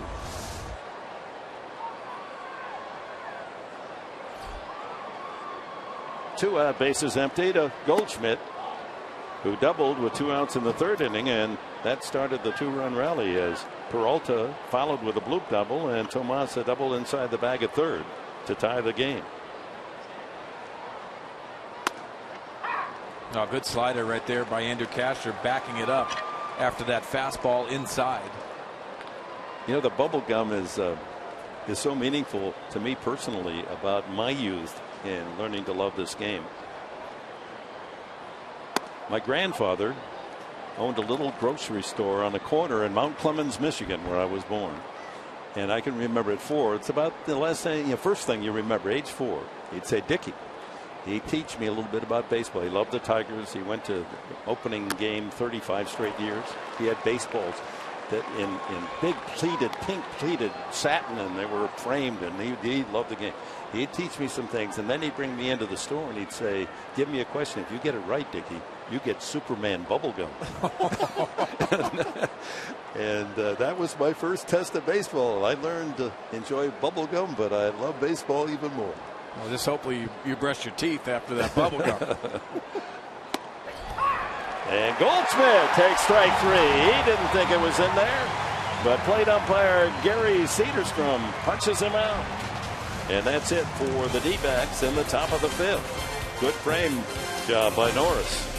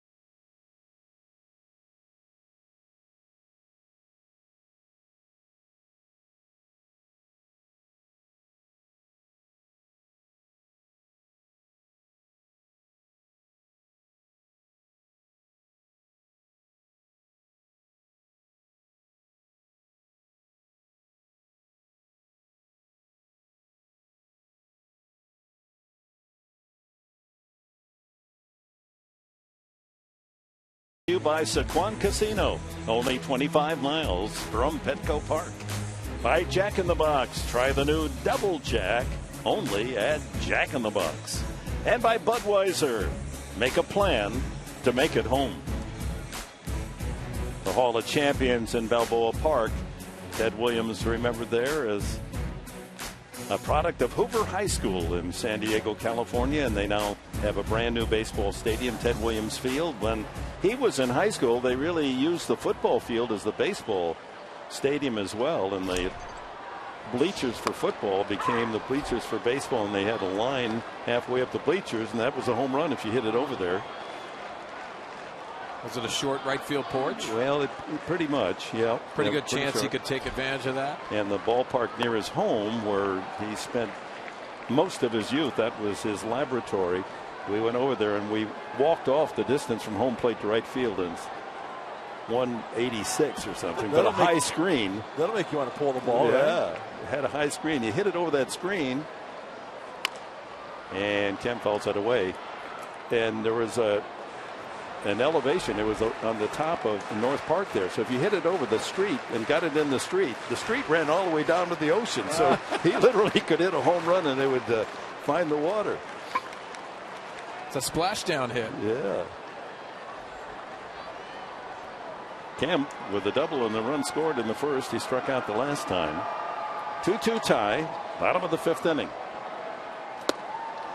And down he goes on a breaking ball. Boy, Hellickson again having a big strikeout night. That's 7. Same arm slot, same delivery on every pitch. The changeup sometimes works underneath the changeup a little bit, slows it up a bit, but look at him get on top of this curveball. Good rotation. Boy, almost effortless, Mark Sweeney. Huh? Yeah, he looks very comfortable and a good arm speed with that. You talked about it earlier, Mark, about he slows it down with that changeup. You got to have good arm speed with that curveball. See that downward plane, very difficult to square up. Solarte doubled his last time. Later Upton walked, but with 2 outs they got Norris to pop up. 12 hits in the game, 6 of them doubles, 3 from each side. Padres have doubles from Kemp, Solarte, and Spangenberg. The Diamondbacks put their doubles together back to back to back. Goldschmidt, Peralta, and Tomas.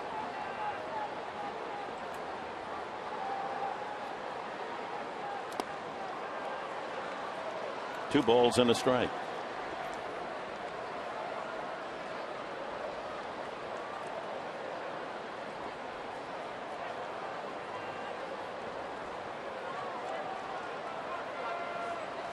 He set his season high in strikeouts last Sunday against the Padres with 7 and has come back with 7 again tonight.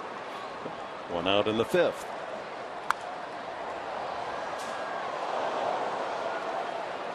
Two and two.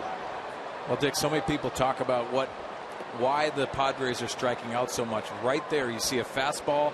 The process is right as a hitter, and you're fouling off a pitch that really you should be putting out there, and then getting exposed out of the strike zone. That's been the MO against the San Diego Padres this year.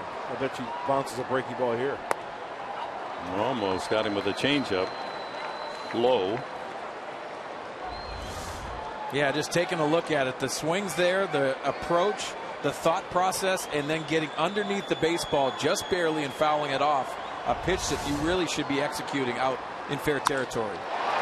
Lines to center, but it's carrying all the way to Pollock. Oh, almost didn't come up with it. 2 away here in the 5th inning. Well, tonight's base trip is brought to you by Northrop Grumman as we welcome the USS San Francisco from Naval Base Point Loma. Thank you for coming here tonight as guests of Northrop Grumman. And don't forget, tomorrow, Sunday, as always here at home, is Military Day. And tomorrow the Padres will salute the men and women of the United States Navy. Yonder Alonso looped a single to right to drive in the run in the 1st inning and flied to right the last time. Change up for a strike. If you're just joining us, the Padres scored their 2 in the 1st inning. Kemp led off with a double. Alonso brought him home on a single. Then Upton singled 1st and 3rd, and Norris's ground out to short brought in the 2nd run. Diamondbacks tied it in the 3rd with 2 outs. Goldschmidt doubled, Peralta doubled, 2-1. Tomas doubled, 2-2.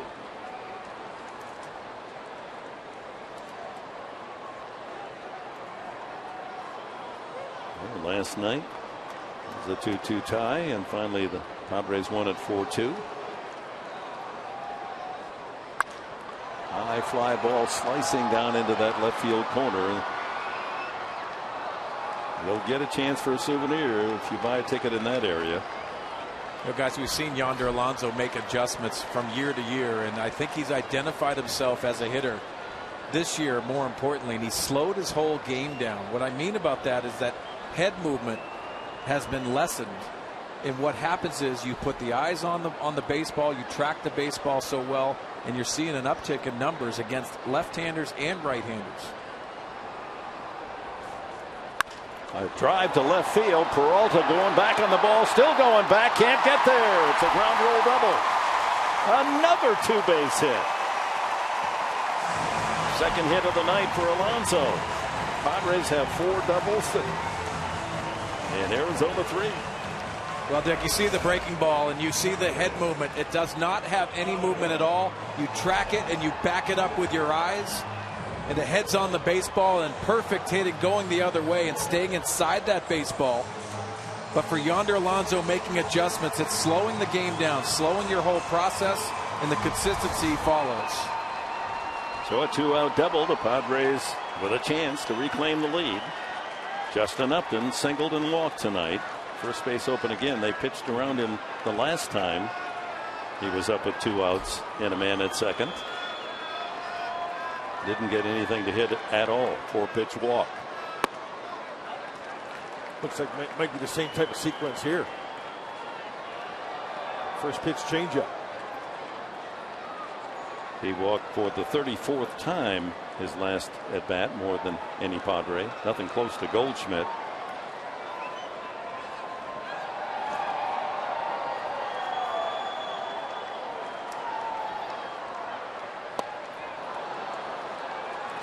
Mark, what was your process? You have a base open, and yes, you have a hot hitter, but do you look at the on deck circle and see who's up? Absolutely, and you want to know that you're going to pick between, and nothing against Derek Norris because he's been a doubles machine. You got to take a look at the numbers between Norris and what he's done tonight against Hellickson in his career. But hey, one swing of the bat with each guy, but Jeremy Hellickson, knowing what he's up against, and the pitches tell the whole story. In his mind, he wants to face Derek Norris with a force at any base rather than trying to make a mistake or pitch to Justin Upton. In the dirt again.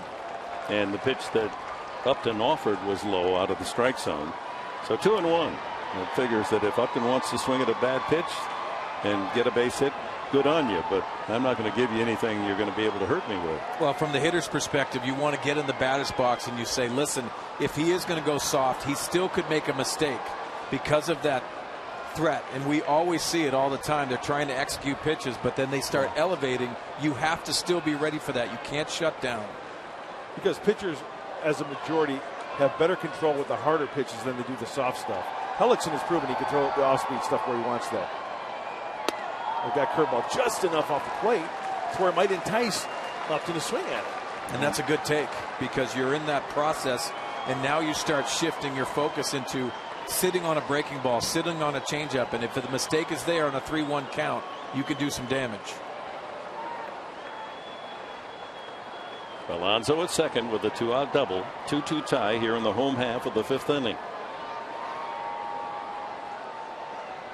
That last pitch not too far out of the strike zone. Cedarstrom could have called that a strike. That big curveball, 12-6 curveball, doesn't get called a lot like that, the low one. Because by the time the catcher catches it, it looks like it's below the strike zone.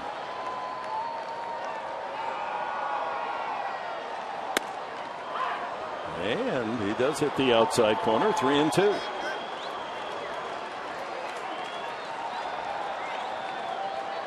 Norris would be next. They pitched around Upton the last time, and Norris popped up.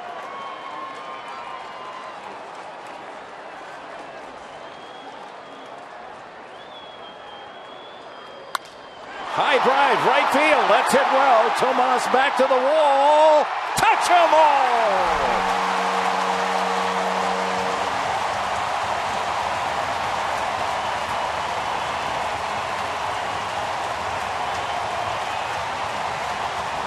Number number 14 for Justin Upton. And the Padres take a 4-2 lead. Talking about locking it in and understanding the process. The 3-1 pitch had a lot to do with this swing. 3-1, he went with a fastball. 3-2, he does the same thing. On our Phantom Cam, take a look at the compression. Right off the barrel of the bat, going the other way, knowing that he could get a fastball, and if he got that hanging breaking ball, he could go to left. He takes that fastball in the right field seats. Also, with the way Hellickson was pitching to him, he knew the pitch was going to be away. He knows Hellickson has that control. He wasn't going to try to miss in, middle in. It's been away, and perfect swing going the opposite. We know Justin Upton for pulling the baseball center field, left center. That was pretty. That was an awesome swing by Jay Up. His 11th home run here at Petco Park this year. He's on his way to setting a San Diego mark for most home runs here at Petco. 15 is the record. He's got 11. We're not to the All-Star break yet. Now Norris fouls it back. So that was an interesting sequence. It looked as if Hellickson was going to pitch around him. Then he able to get a couple of strikes right on the edge of the plate and figured, well, maybe I can get one more in there. And yeah, and that's what trying to trick him does to you. You see that he took the 3-1 fastball. He looked like he was looking breaking ball. Tried to sneak it by him, and I love the process from Justin Upton in that at bat. Changeup has Derek Norris out in front. So the Padres have a 4-2 lead as Upton is 2 for 2 and a walk tonight. And the word from the clubhouse is Corey Spangenberg has a sprained left knee. No indication as to how serious that might be. Swing and a miss on a changeup. That's a season high for Hellickson, his 8th strikeout, but not before Justin Upton found a 3-2 pitch to his liking and dumps it into the jack deck in right field. Padres 4, Diamondbacks 2.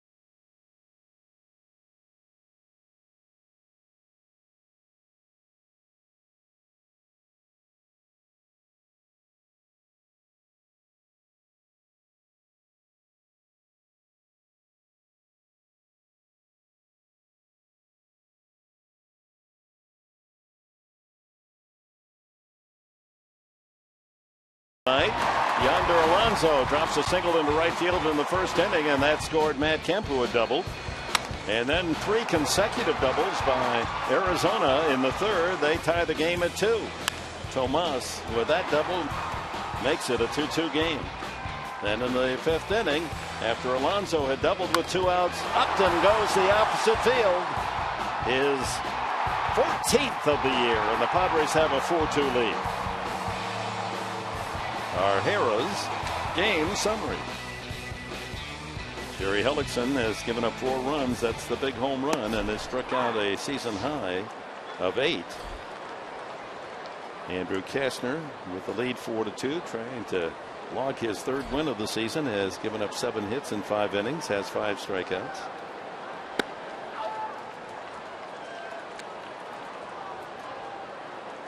David Peralta 2 for 2, a single and an RBI double. Tomas on deck, the same, a single and RBI double. Pops him up high on the right side. Amarista comes from shallow right to the infield dirt. That was a major league pop-up. Time for a shutdown inning for Andrew Cashner. A quick 1-2-3 to get those guys back in that Padre dugout and add on. Tomas grounded a single through the right side in the second and ripped a double past third to knock in the tying run at the time, 2-2 in the third. Padres were in the bidding process for this young man. He's just 24 and big reputation as a hitter from Cuba. His average, as you saw, over 320 as he steps in. Nice two-hopper for Barmes at short. 2 away. And time now for our Coors Light cold hard facts. Well, there's the jersey store where you can go in and buy the Padre jerseys here at Petco Park. And the #1 seller is Matt Kemp. Shields, Norris, Upton, Kimbrell, and Myers tied for 5th. Matt Kemp, most popular jersey. You know, back in the day, we couldn't do that. We didn't have that when we were growing up as kids. I didn't even know what number I was going to have. You could even get a big league hat back in the day. That's true. As a young adult, I wanted a Detroit Tiger real hat. Yeah, you couldn't buy one. Exactly. Now you can buy and get the exact same jerseys and hats that the players wear. Another pop-up off third. A long run for Barmes. He's the only one over there. And he makes the catch. He had to go a long way into foul territory. And Cashner enjoys his easiest inning.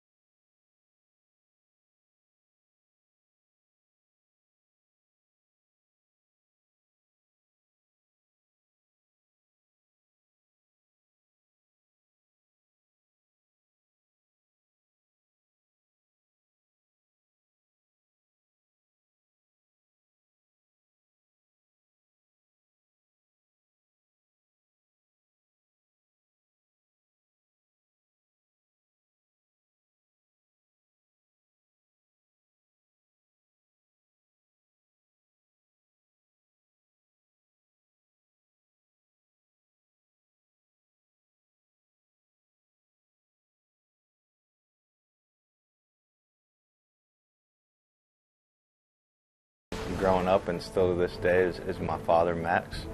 A guy who played in the big leagues, and I was fortunate enough to kind of grow up in the clubhouse with him and watch him as a professional and someone who I'm forever grateful and owe everything to as far as my baseball career.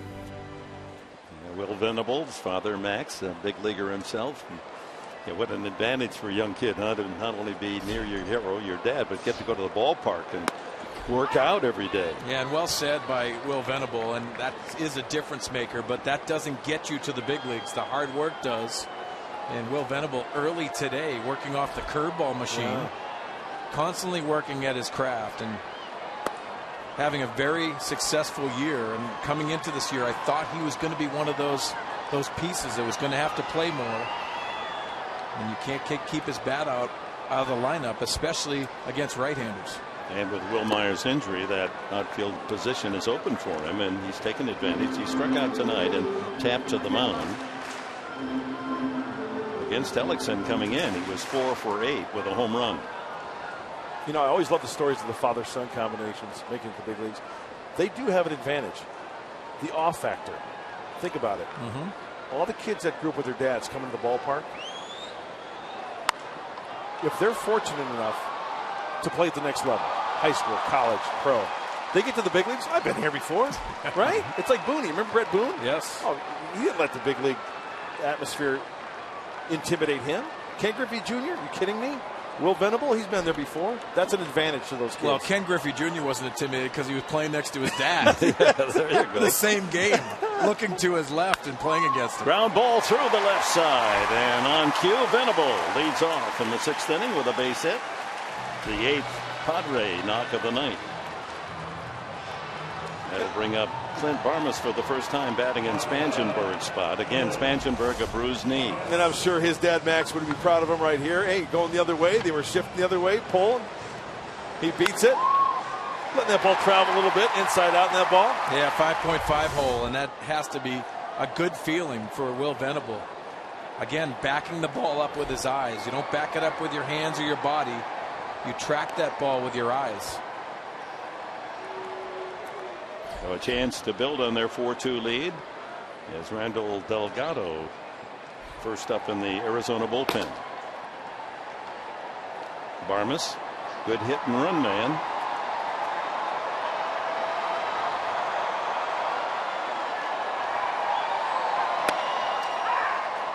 Long set slide step from Hellickson, knowing that might be on the Padres' mind.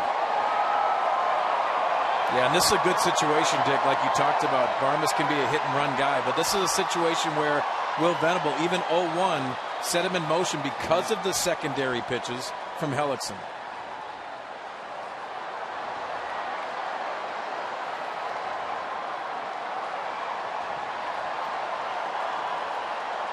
Barmas coming off the bench to spell Spangenberg.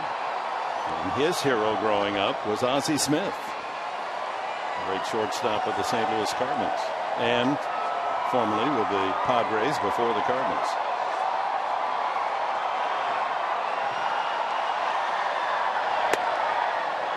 One and one. 6th inning, leadoff base hit, Venable, Barmas, and then Amaristo with a pitcher in the hole. 92 deliveries now for Hellickson. Cashner hit it hard the last time, didn't he? He rifled one to left field, but right to Peralta.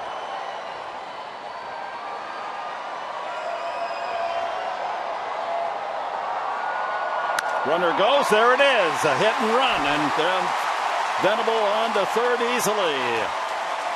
Barmas going the other way. And the Padres with a chance to add to their 4-2 advantage.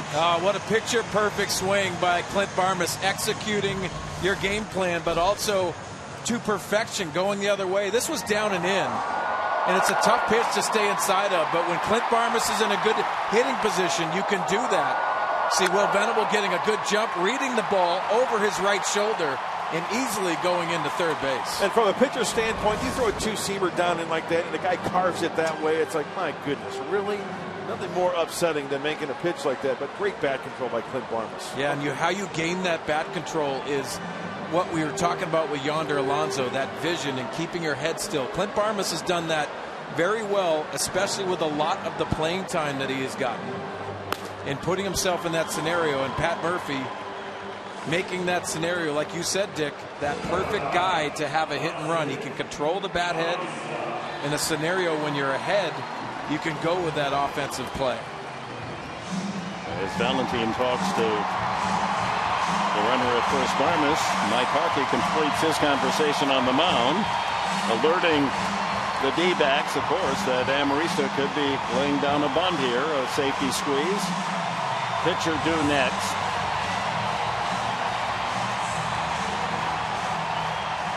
Yeah, there's Glenn Hoffman giving all the scenarios to Will Venable. Also telling him he's going on contact with the double play in order. They're playing back up the middle. Would sacrifice a run for a double play. And a ground ball foul. The third baseman, Lamb, is bag high, and Goldschmidt holding the runner, so they might make their play to the plate. Mark, how hard is it when you hear so many times from a coach, freeze on the line drive, don't get doubled up, I mean, the first natural reaction, you hear the crack of the bat of the ball, especially a well-struck ball, and your first step is to the next base. How tough is that to really maintain your ground? It's tough, but you have to do this actually before batting practice, reading balls off of the bat. So you're putting yourself in those scenarios. So when you get into that game time, it's reactionary. Line drive foul. Out in front. Now the infield up the middle moves in tighter. Well, they're going to try with a 4-2 deficit, Arizona. They don't want another run to score, so apparently the defensive strategy will be a ball hit on the ground. They're going to come to the plate now, forsake the double play chance. Well, for the infielders, and the ball indicates where you go. If it's straight at you, you're probably going to go home if Will Venable tries to score. But if the ball takes you to the middle of the infield, they're probably going to try to turn too. Varmus at first, Venable at third. No one out.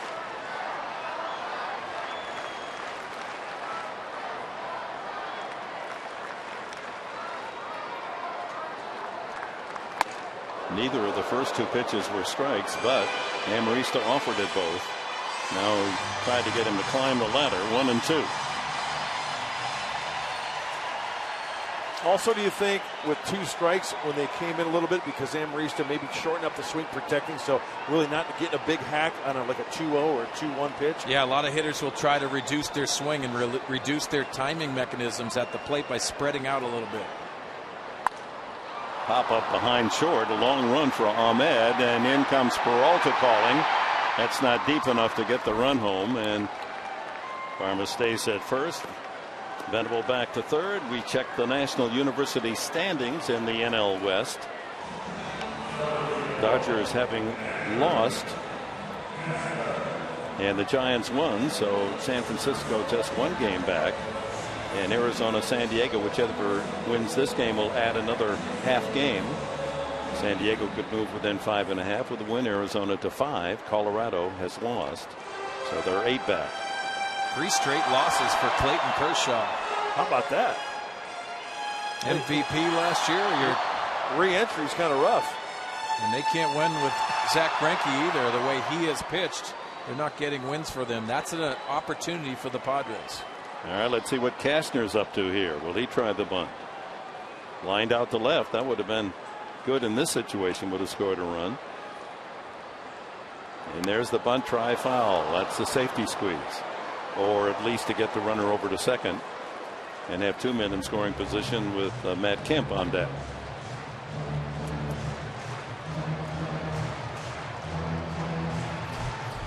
You think you give him a bunt here and have him swing away here? You know what? With a lead, I like him swinging the bat. Give that opportunity. Now you've forced the infielders in, and there's a lot of movement in the infield, exposing some holes in the infield. I wouldn't mind seeing him swing right here. Shortstop Ahmed and second baseman Owings playing in double play depth. And the only reason why I say that, it's the 3rd time around for Andrew. He hit the ball well the last time up to left field. Well, that might be an advantage for Andrew, seeing him the 3rd time around. But I've got no problem with him bunting either to get that runner over.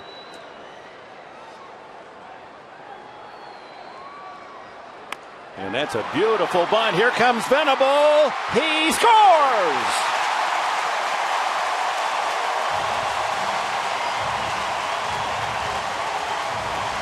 You can't lay it down any better than that. And Kastner has an RBI bunt single. Or at least bunt fielder's choice RBI. Well, really credit Will Venable. Look at the huge secondary lead. It's recognizing the ball off the bat, the trajectory of the ball off the bat. As soon as it's going down towards the ground, Will Venable is off. He slides the hook slide just underneath the tag of Saltamacchia. Mark Sweeney, that was executed perfectly. Credit Will Venable for reading that ball. You got to love Will Venable going in, especially that left foot staying on the ground. We've seen some slides where that left foot elevates. So the Padre pitchers have had only 1 RBI all season long. Credit Kastner with an infield hit. Now the official score, and the Padres lead 5-2.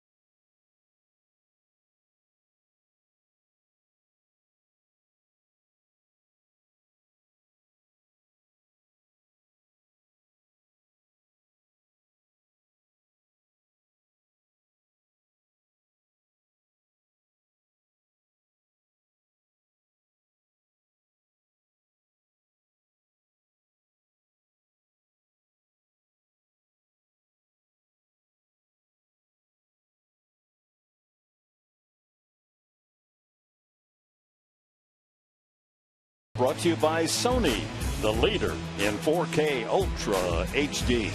By Petco, what we feed them matters.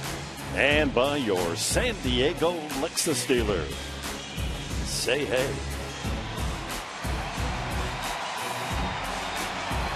Many of the modern day ball players, Ken Griffey is their hero, and Derek Jeter the same. Padres fans having a good time at the Yard tonight. They now have a 5-2 lead over the Arizona Diamondbacks, and Randall Delgado comes in out of the pen for the D-backs. Well, not bad splits for lefties, but righties almost hitting 280. He's given 5 home runs, all 2 righties. And this pitching change brought to you by El Cajon Ford. Runners at first and second. Cashner at first. Varmus moves to second. Venable has scored. It's 5-2, 1 away.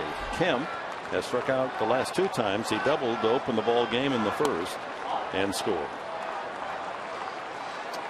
Delgado, a 4-pitch pitcher. Fastball, changeup, curveball, slider. Mid-90s on the heater. Infield back, looking for 2. Foul tip. That got the catcher, Saltalamacchia. Well, Dick, we go back to the slide of Will Venable, and if you're watching this, watch that left foot come down. Great play by Hellickson, but that aggressive slide and that left foot staying anchored to the ground across the plate, because we've seen so many times that swipe tag and that elevation of that left foot enabling them to tag them out, especially with replay these days. Absolutely. Good call. And the 3 hits in the inning were true baseball hits. You know, going the opposite field, Venable, as Kemp fouls it away to lead it off. Then the hit and run single, a baseball play, and then a bunt single to get the run home. Well, I think they're being asked to execute their plan no matter what.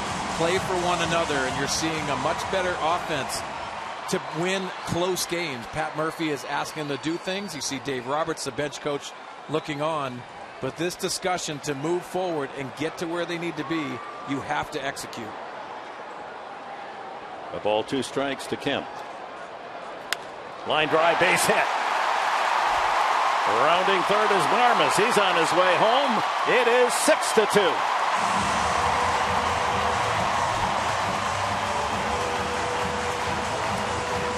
Matt Kemp with his 40th RBI of the season. 3 Padres over 40 now. And 2-strike hitting. You see the slider elevated just a little bit. Matt Kemp uses his lower half to get that barrel through the baseball. And now you're seeing that offense of the Padres starting to click a little bit, executing and driving run-ins and to try to add on to their lead for Andrew Cashner. The Padres scoring in pairs, 2 in the first, 2 in the fifth on Upton's 2-run homer, and now 2 more in the sixth. That run charged to the starter Hellickson. Solarte, a double in 3 at-bats, pops it back, out of play.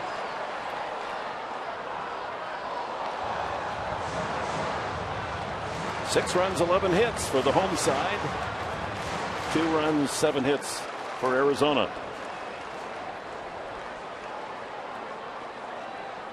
Justin Upton waiting his turn on deck. Line drive by Goldschmidt. Here comes Cashner around third to score. On his way to third is Kemp. It's 7-2.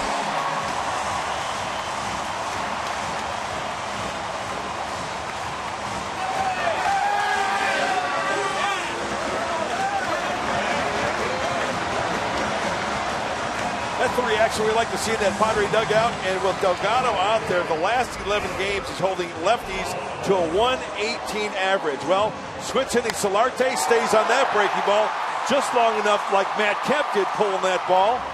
Everybody's in motion, going down to get. Look at how that bat path stays level through the hitting zone. And past the Gold Glover.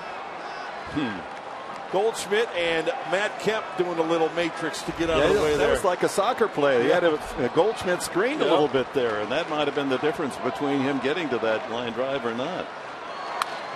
Alonso skies it off third into foul territory. A long run for Ahmed, and he won't get there. The Padres, it started with Venable's single, followed by Barmas hit and run single after Amarista flied out. The bunt base hit for Cashner, followed by RBI singles, Kemp and Solarte. A 5-hit inning for San Diego. And they've scored 3 times here in the 6th. Keep this inning going. Give Andrew Castro a blow. Still only 1 out. Alonso is 2 for 3 and has scored a couple of runs, knocked in a run. Rolls it to second. There's 1. Back to first. A double play. But the Padres have another crooked inning. 3 runs in the 6th. They down lead it 7-2.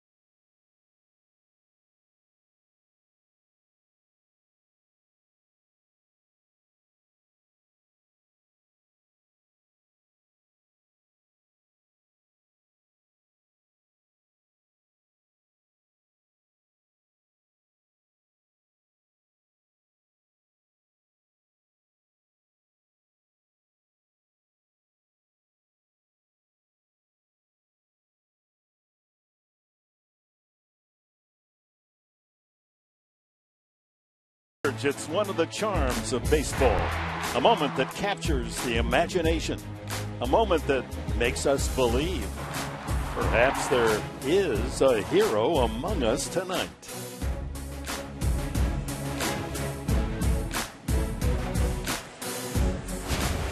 Seven to 2, the Padres and the D-backs. Top of the 7th inning, and Andrew Cashner, who has struggled to get those elusive wins this year. After 5-7 last year and a 2.55 ERA, 7th best National League. Started tonight at 2-9, ERA 4.35. He's limited Arizona to the 2 runs on 3 consecutive doubles in the 3rd. But now has the comfort of a 5-run lead. And as he goes to work on the lower 3rd of the D-backs order, Lamb, Owings, and the pitcher's spot. A big key for Andrew was that 6th inning. 1, 2, 3. After the Padres scored. Next pitch will be number 87 for the right-hander. That's a strike. Lamb, a bloop single and a fly to left. Josh Colmenter from Homer, Michigan, getting ready in the bullpen. Ooh, late swing there, tied him up. Cashner with 5 strikeouts. Hasn't given up a base on balls tonight. Hopefully running the bases there doesn't make those legs too heavy for Andrew Cashner.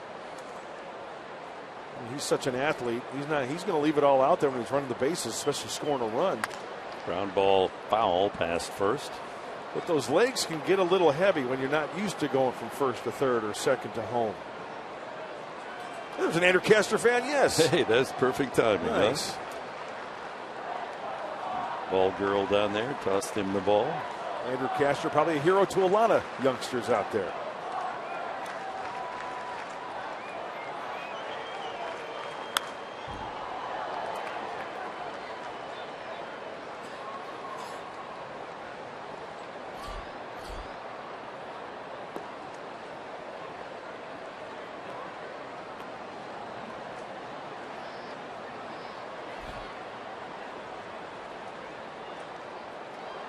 1-2 coming up to Jake Lamb. Sharply hit. That beats the shift. Hit sharply enough that he got it between Solarte and Amarista for a leadoff single. Well, some tweets coming in on our Heroes night here. Here's one, a set Mudcat, some baseball cards asking for an autograph. Well, guess what I got in the mail today? Amazing. All right, way to go, partner. Well, I'm glad you got that, received that. You send them my way. It might take a little bit of time, but I'll be sure to send that back to the postman and get it out to you.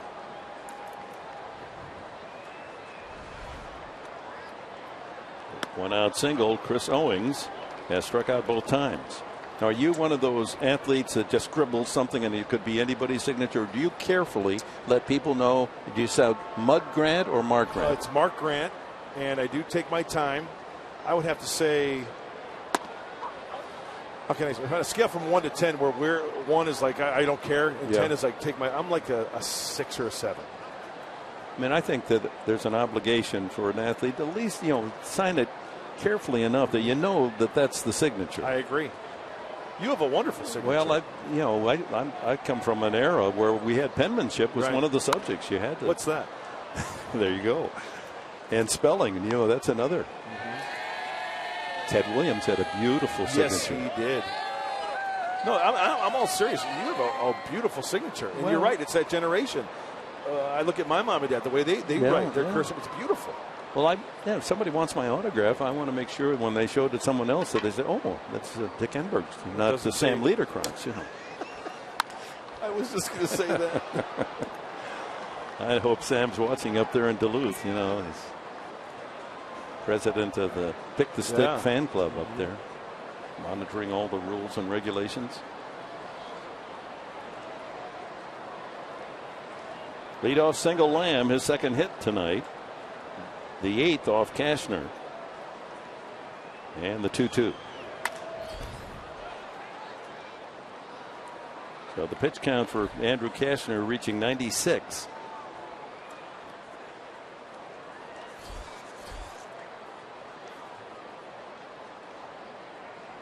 Toughest inning as far as workload, the third, 28. In fact, back-to-back, 23-28. And Andrew's settling down.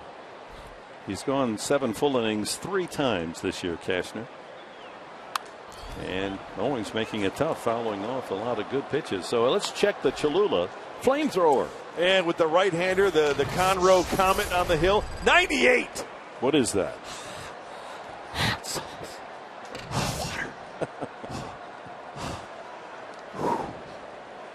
Boy, you're making me perspire.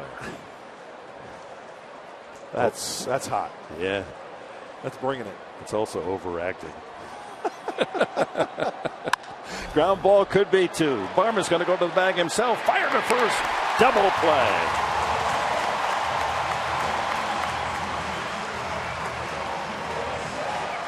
Well, he watched Ozzie Smith, his idol, complete that 6-3 a few times. Now, a couple of factors. Clint Barmes is like, well, why mess it up on the transfer? I'll just take it myself. It was hit sharply. Owings doesn't have blazing speed.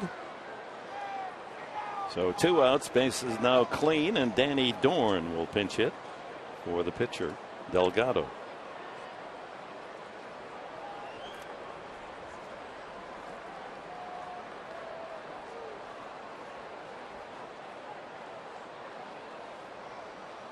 Dorn is from the area, actually to the north, Orange County. Grew up there, and as a kid made a few shekels selling ice cream at Anaheim Stadium at Angels games. Nice. And has a connection with a Dodger. Justin Turner, Dodgers third baseman. They were teammates, Long Beach High School and Connie Mack, and then they were roommates at Cal State Fullerton. Nice. The Titans. Phil Nevin, Tim Wallach. And they had some great ball players. They had another good season this year. Mark Kotze. Yeah. He was the closer for the Titans in the College World Series. 2-1 to Dorn.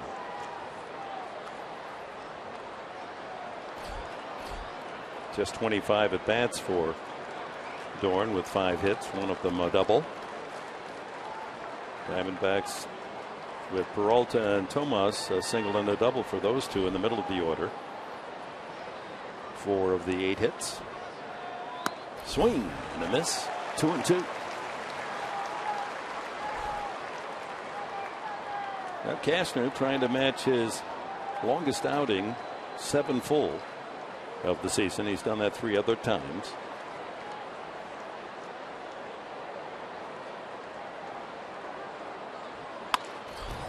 Slice to left, foul. Well, here it's time now for the fan, Diego. Fan of the game. Tony Gwynn jersey. Yeah, that looks like the late 80s brown pinstripe. I think that's we're going to see more of that on Wednesday. The second game of the 2-game series with Seattle is going to be way back Wednesday, and they're going to wear the whites with the brown pinstripes. Swing and a miss, and Cashner with a changeup has his 6th strikeout, complete 7. Padres lead 7-2.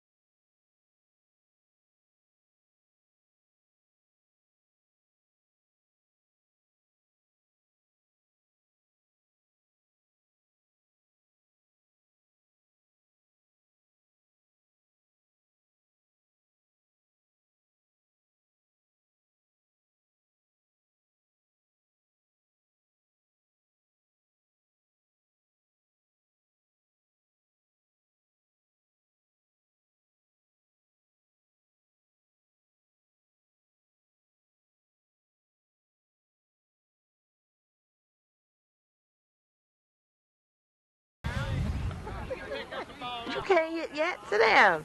All the way, all the way. Red Justin. All right, hold your spot. Coaxed by a mom to run the bases, and 4-year-old home run. He had the big boy home run today. 2-run shot that broke the 2-2 tie back in the 5th inning. That was so cute. Oh, man. Of course, his brother Melvin would have been 7 years old, and he had him to copy. This is a man's home run here to right field.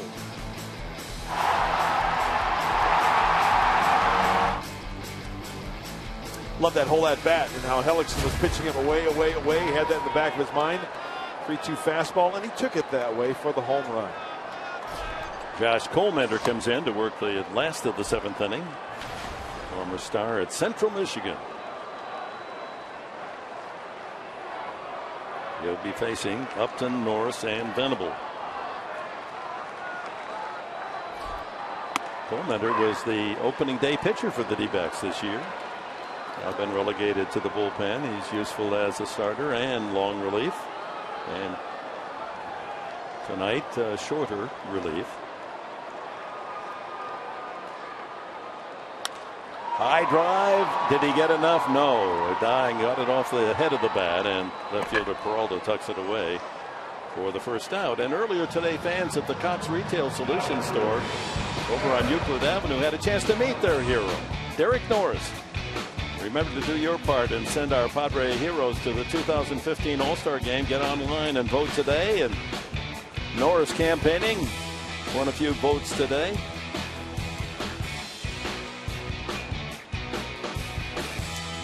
Well, what a thrill for those fans.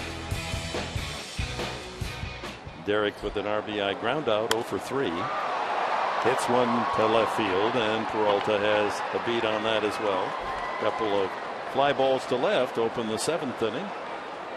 That'll bring up Will Venable. A single the last time. That started the 3-run 6th inning. So the Padres have racked up a dozen hits. The only starters without a hit, Norris and Amarista.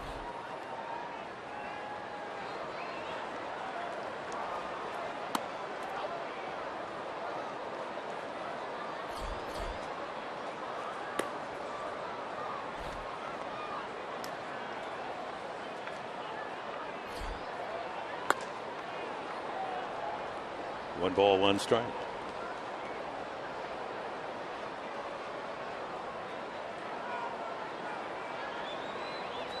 Cole Minter with that exaggerated over the top motion.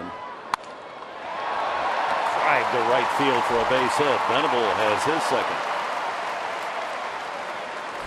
So Kemp, Solarte, Alonso, Upton, and Venable all with a pair of hits. Yeah, straight over the top, so a different arm slot than Jeremy Hellickson and Randall Delgado.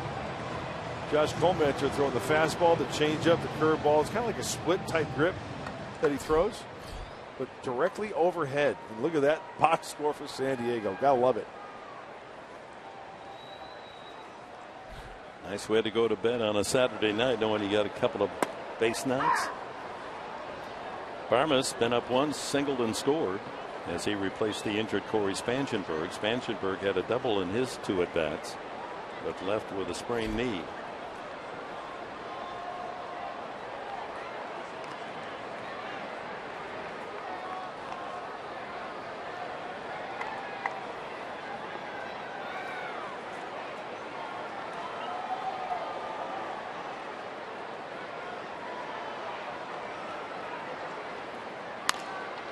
Inside the bag and fair ball. That caroms into shallow left field. Venable running all the way, and they're going to hold him at third on a double by Clint Barmas. It has been doubles night at Petco.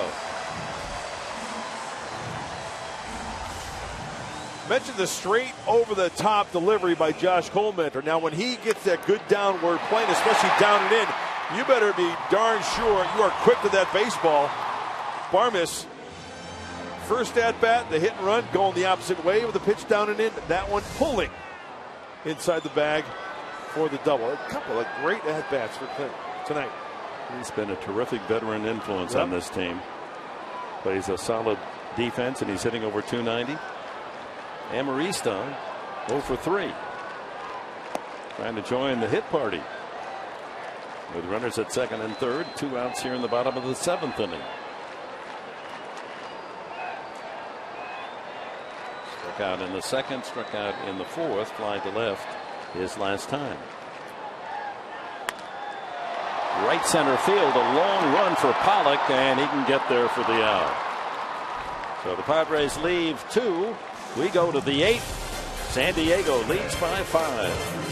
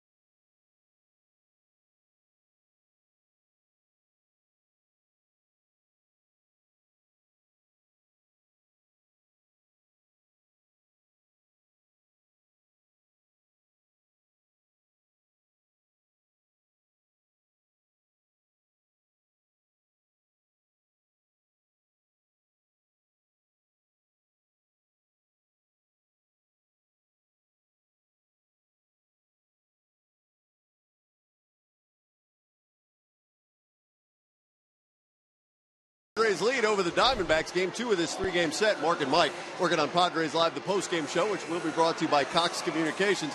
You waited for this team to wake up a little bit. Justin Upton giving that 2-run shot, a shot in the arm, I think, to this Padres offense. Yeah, if you look at the swing, it was a beautiful at-bat. 3-2 fastball after the 3-1 fastball for a strike. Base open, mistake by Jeremy Hellickson, but the San Diego Padres looked like they were very comfortable with their at-bats right after that situation. Yeah, nice to see Andrew Kashner settling in as well. What we see on Padres Live, the post-game show, will tell you everything that happened here. And I don't know if you guys heard this at night at home, but it's Heroes Night, turns out. Turns out something about heroes. So we're going to have a lot on that for you, the post-game show. We're going to meet Mark Sweeney's hero, who is great enough to join us on the pre-game show, and we'll talk a little bit more about Ted Williams. Whole lot in the hopper for you guys when we see on Padres Live the post after the final out. Dick and Mark. All right, thank you, Mike. Always a great job on the Padres Live pre- and post-game shows. The combination of Mike and Mark, M&M. 7-2 as Marcus Mateo called up this week from El Paso. Pitched in a couple of games in San Francisco. Marcus made the major leagues with the Cubs, then had Tommy John surgery in 2011 and has returned now to the big leagues. He's 31. Hey, nice job, Andrew Kashner. That is a good night in the big leagues. Threw the ball extremely well, got some support. Now it's up to the bullpen. Would you agree, Dick? Right. Didn't walk a man. Yep. Key to this effort tonight. 6 strikeouts and a bunt RBI single. Yes, he did it all.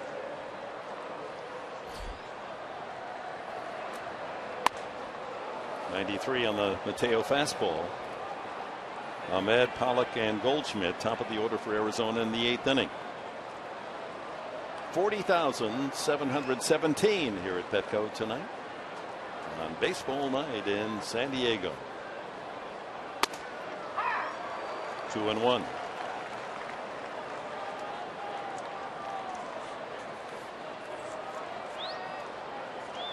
Final game of the series tomorrow. 1 o'clock game, 12:30 here on Fox Sports San Diego.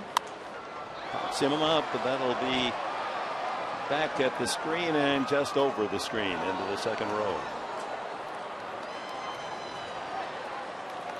Even those folks in the empty seats, they're just as excited as the bleacherites when they get a souvenir. Hey, you have to be on your toes because that first bounce, that carom could be coming your way, and it could be coming in hot. Wait till I take that back to the yacht and show them what I got. Nice play. 2-2. And protected swing there. This copyrighted telecast is presented by authority of the San Diego Padres. It may not be reproduced or retransmitted in any form, and the accounts and description of this game may not be disseminated without the express written consent of the San Diego Padres.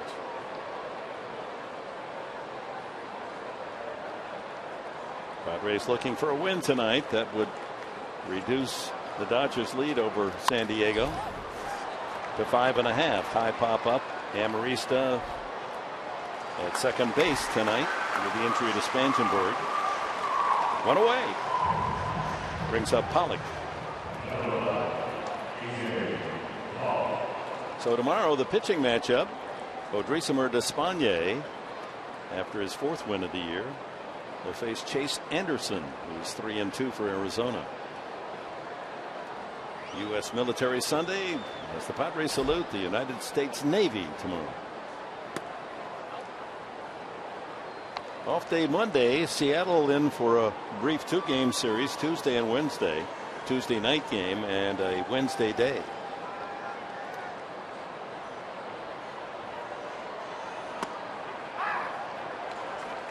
Not official, but the Padres, if they stay in the rotation, would have Kennedy going Tuesday night and James Shields on Wednesday day.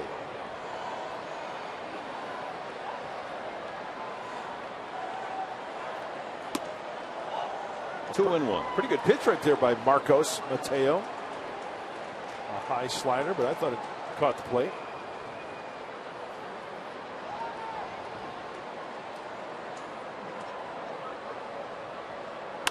Ground ball to third.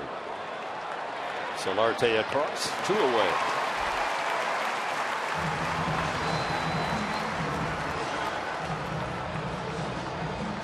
And here's the All-Star Goldschmidt. He's grounded into a double play, doubled and scored in the third, and struck out. Hitting streak now at 8 games.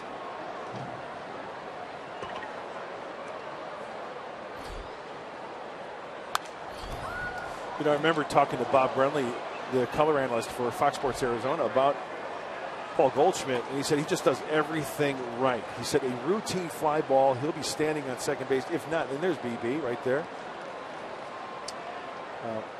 High fly ball routine, he'll be approaching second base, standing on second base, or running, trying to go to third base.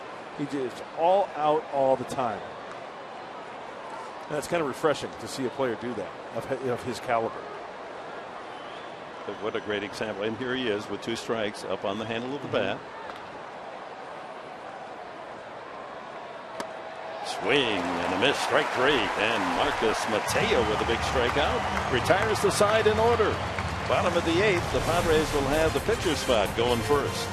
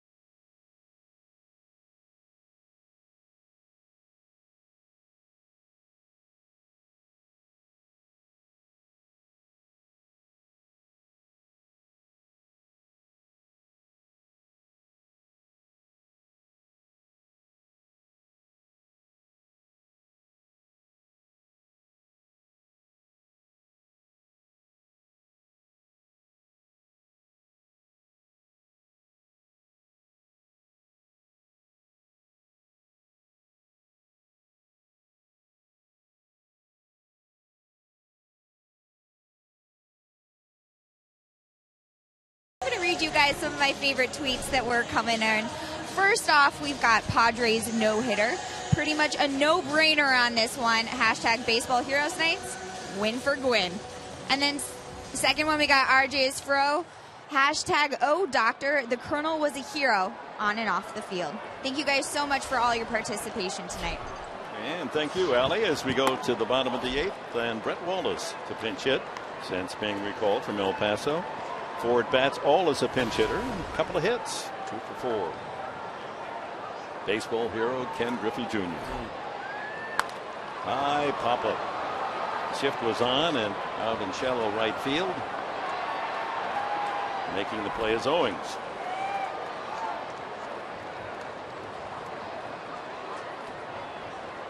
And Matt Kemp comes up. He's 2 for 4. Doubled and scored in the first, singled in a run in the 6th. We introduced to you young Marcelo. He and Matt Kemp have connected and become a partnership as Marcelo's dad, and treated to a big league ball game, and Matt Kemp has delivered. Seems to be enjoying that leadoff spot. Absolutely. And Matt Kemp has changed not only Marcelo but his family, changed their life forever. Great interview by Allie Sturm earlier. Rooting for their guy.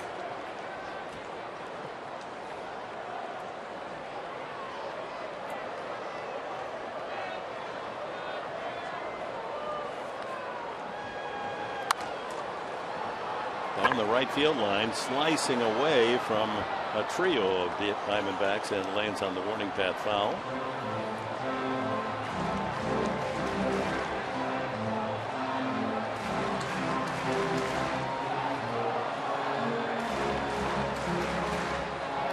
Josh Colbender into his second inning of work. He pitched around a single and a double in the seventh. 7 runs, 14 hits for the Padres. 2 runs and 8 hits for Arizona.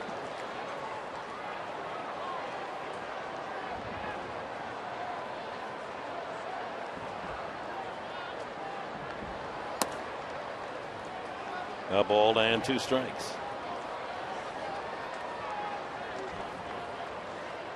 6 different Padres with a brace of hits tonight.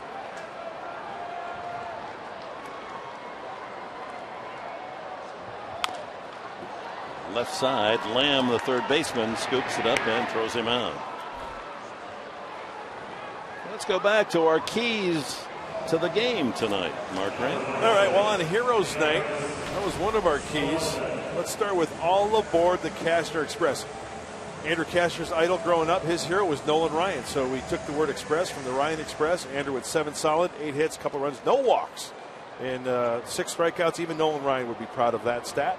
And be a hero. Well, 7 of the 9 starters with at least 1 hit, contributing to the 7-2 victory here in the bottom of the 8th. And that's some kind of nuts. Keys to the game brought to you by your Honda dealers of San Diego. Jan Solarte, a double and an RBI single in his 4 at-bats.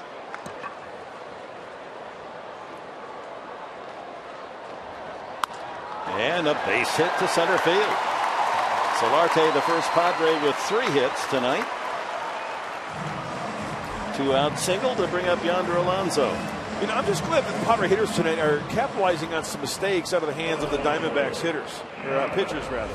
You know, there's been some games where, like Mark Sweeney was talking about, working underneath the baseball, swinging through, fouling it off. Well, Solarte does a nice job of staying on that one and hitting a mistake and getting rewarded for it. Brandon Maurer going over the hitters. Where's that Kevin Quackenbush? Yeah, they've grown the similar beard out there. The Quackmeister getting ready. Padres with 5 doubles tonight. That equals their season high. One of those by Alonso. He's 2 for 4. Scored 2 runs. Knocked in 1.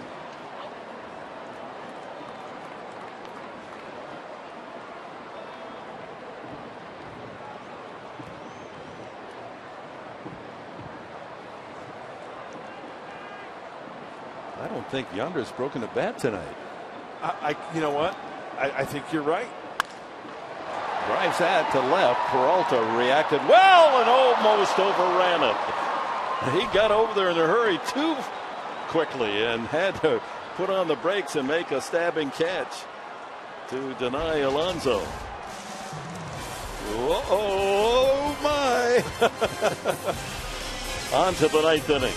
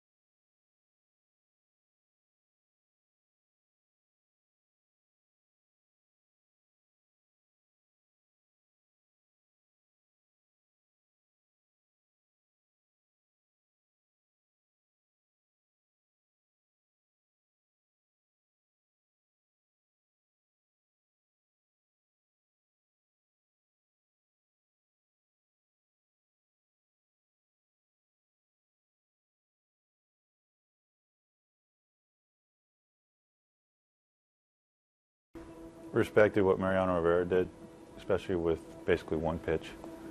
So he'd be a hero of mine. To have that dominant of a career, and especially in the postseason, what he did in the postseason. I grew up a Yankees fan, so my parents from New York and everything. So what he did for that organization is unbelievable. So Kevin Quackenbush, following his idol as a major league relief pitcher, comes in for the 21st time this year. He'll be facing the middle three in the Arizona order: Peralta, Tomas, and Saltalamacchia. Well, second time back for Kevin Quackenbush in the big leagues with the Padres, and each of the last 4 times out in a Padre uniform, it's been scoreless for Kevin. Trying to get those final 3 outs and send the Padre fans home with a victory tonight and a gain of a full game on the Dodgers, and to move over Arizona into 3rd place in the NL West. Peralta singled, doubled in a run and scored, and popped to second.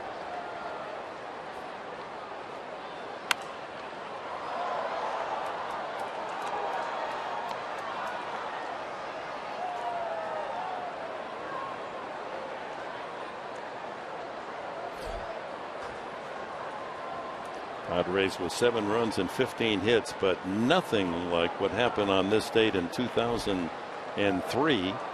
When Boston played the Marlins, the Red Sox and Marlins. Boston, on this date, 2003, scored in the first inning 10 runs before the first out. Ouch. Before the first out. That's a double ouch. A major league record. They wound up 14-0 after the first inning.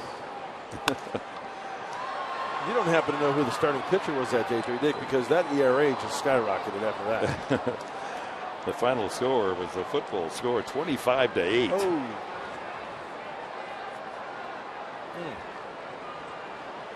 2-2 to Peralta.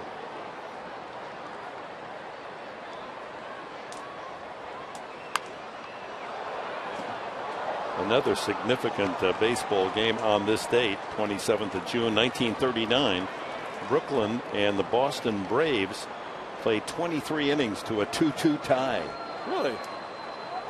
One of my heroes, Whitlow Wyatt, on the mound for the Dodgers, went 16 innings. 2-2 tie. So that game was probably, you said it ended in a tie? So it probably no lights back then, right? That's right. They ran out at, 1939. It was Brooklyn and Boston. Did Brooklyn have lights by then? We can check that out. Not too many ties throughout Major League history. Only in spring training nowadays. Strike 3 called, and the curveball fools Peralta. And that takes us to our Bill Howe play of the game. 5th inning, Justin Upton 3-2. The game tied 2-2. Not anymore. Upton's 14th home run to the Jack Deck in right field. And the Padres 4-2 and added 3 more in the next inning, and that's where we stand at 7-2. Perhaps that'll get Upton some more votes for the All-Star game. He's in the picture for the outfield. Won't make the starting 3, but depending on how many outfielders they take, they often take 6. He has a chance and deserves your vote. Yeah, you'll see more of Justin Upton and what he did in this game on Padres Live, the post-game show. Mike Pomerantz, Mark Sweeney, they both do such a great job on that show. You want to stay tuned. Break this game down. And more on baseball heroes on Padres Live, the post-game show. And we hope you fans have enjoyed. You can imagine this is just one game out of a season of 162. And Jason Lewis, our producer, and all of our technical people, and Allie doing the interviews and all the extra work that went into not only getting the reaction of players to their heroes, but the video to support that. I hope that you found it an entertaining night, not only because it's a Major League ball game and a good one, but all of us reflecting upon our baseball heroes. 2-2.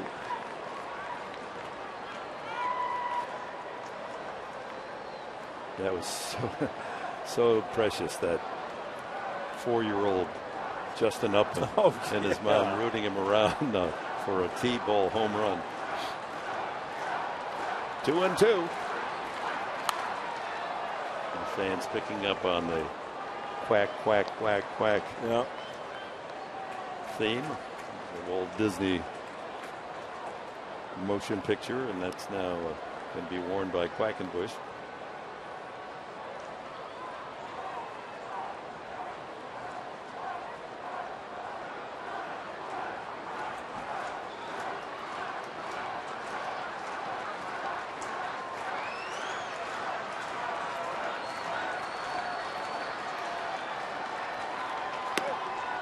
Full count.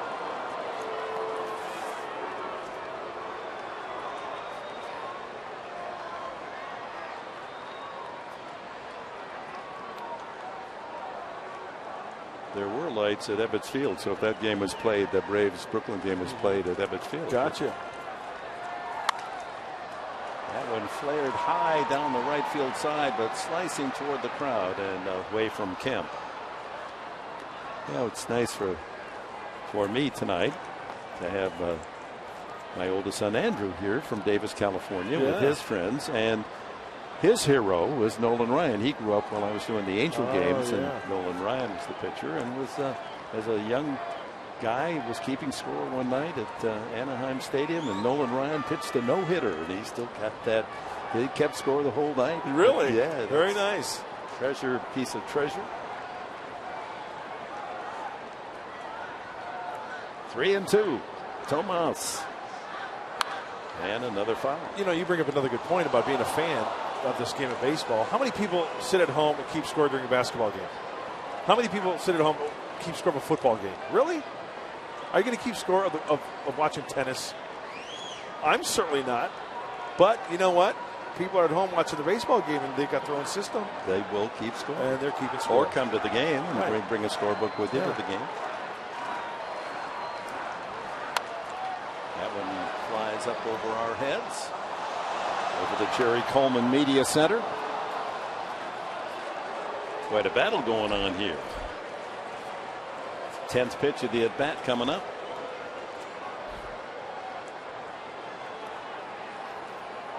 It's always fun to have a little sneaky peek into the signs. Fastball away. Why not? You're up 7-2. And he drives it to center field. Venable on his horse to make the catch. Times it perfectly, and on a full stretch, Venable clutches the second out here in the ninth and takes extra bases away from Tomas. On his horse is right. Let's go the reins and let the big caballo eat. And he snags it. Taking away extra bases. You go. You ain't just a winning over there, big fella. That's a wonderful catch. Nothing like the intersection of a line drive and you watch the outfielder and they meet in a catch like that.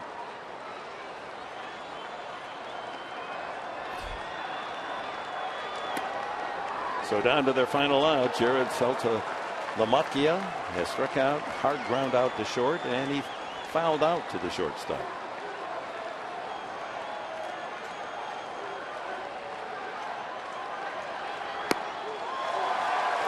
Out in front. D-backs down to their final strike. 40,717 at Petco Park tonight.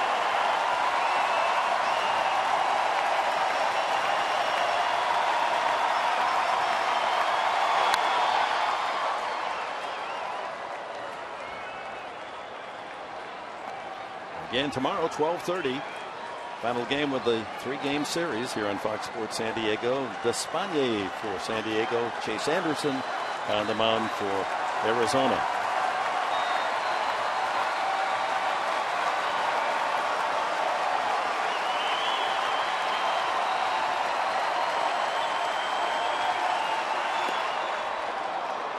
One and two.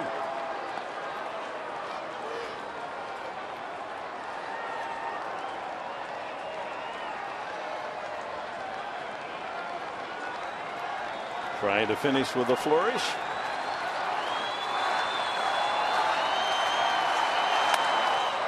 Two and two. Purpose pitch.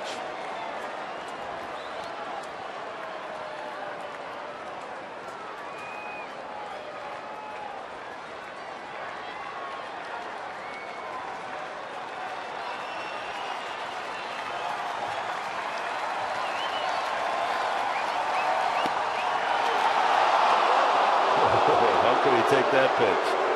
Yeah, borderline. Plate umpires don't like to punch out the hitter. They want it to be a clear strike. Yeah, that's a good call. The ball's off the plate. Just wide. Well, the count now full. And a high fly ball. Right field. Kemp called off by Venable. Venable has it, and the Padres win. Final score, San Diego 7, Arizona 2. Padres Live with Mike Pomerantz. Dick, Mark, thank you guys very much. When we see you on Padres Live, the post-game show, we'll talk about Ted Williams' legacy. Considering it is Hero Night, we'll talk to the Padres about their heroes, and you'll hear from Pat Murphy in moments.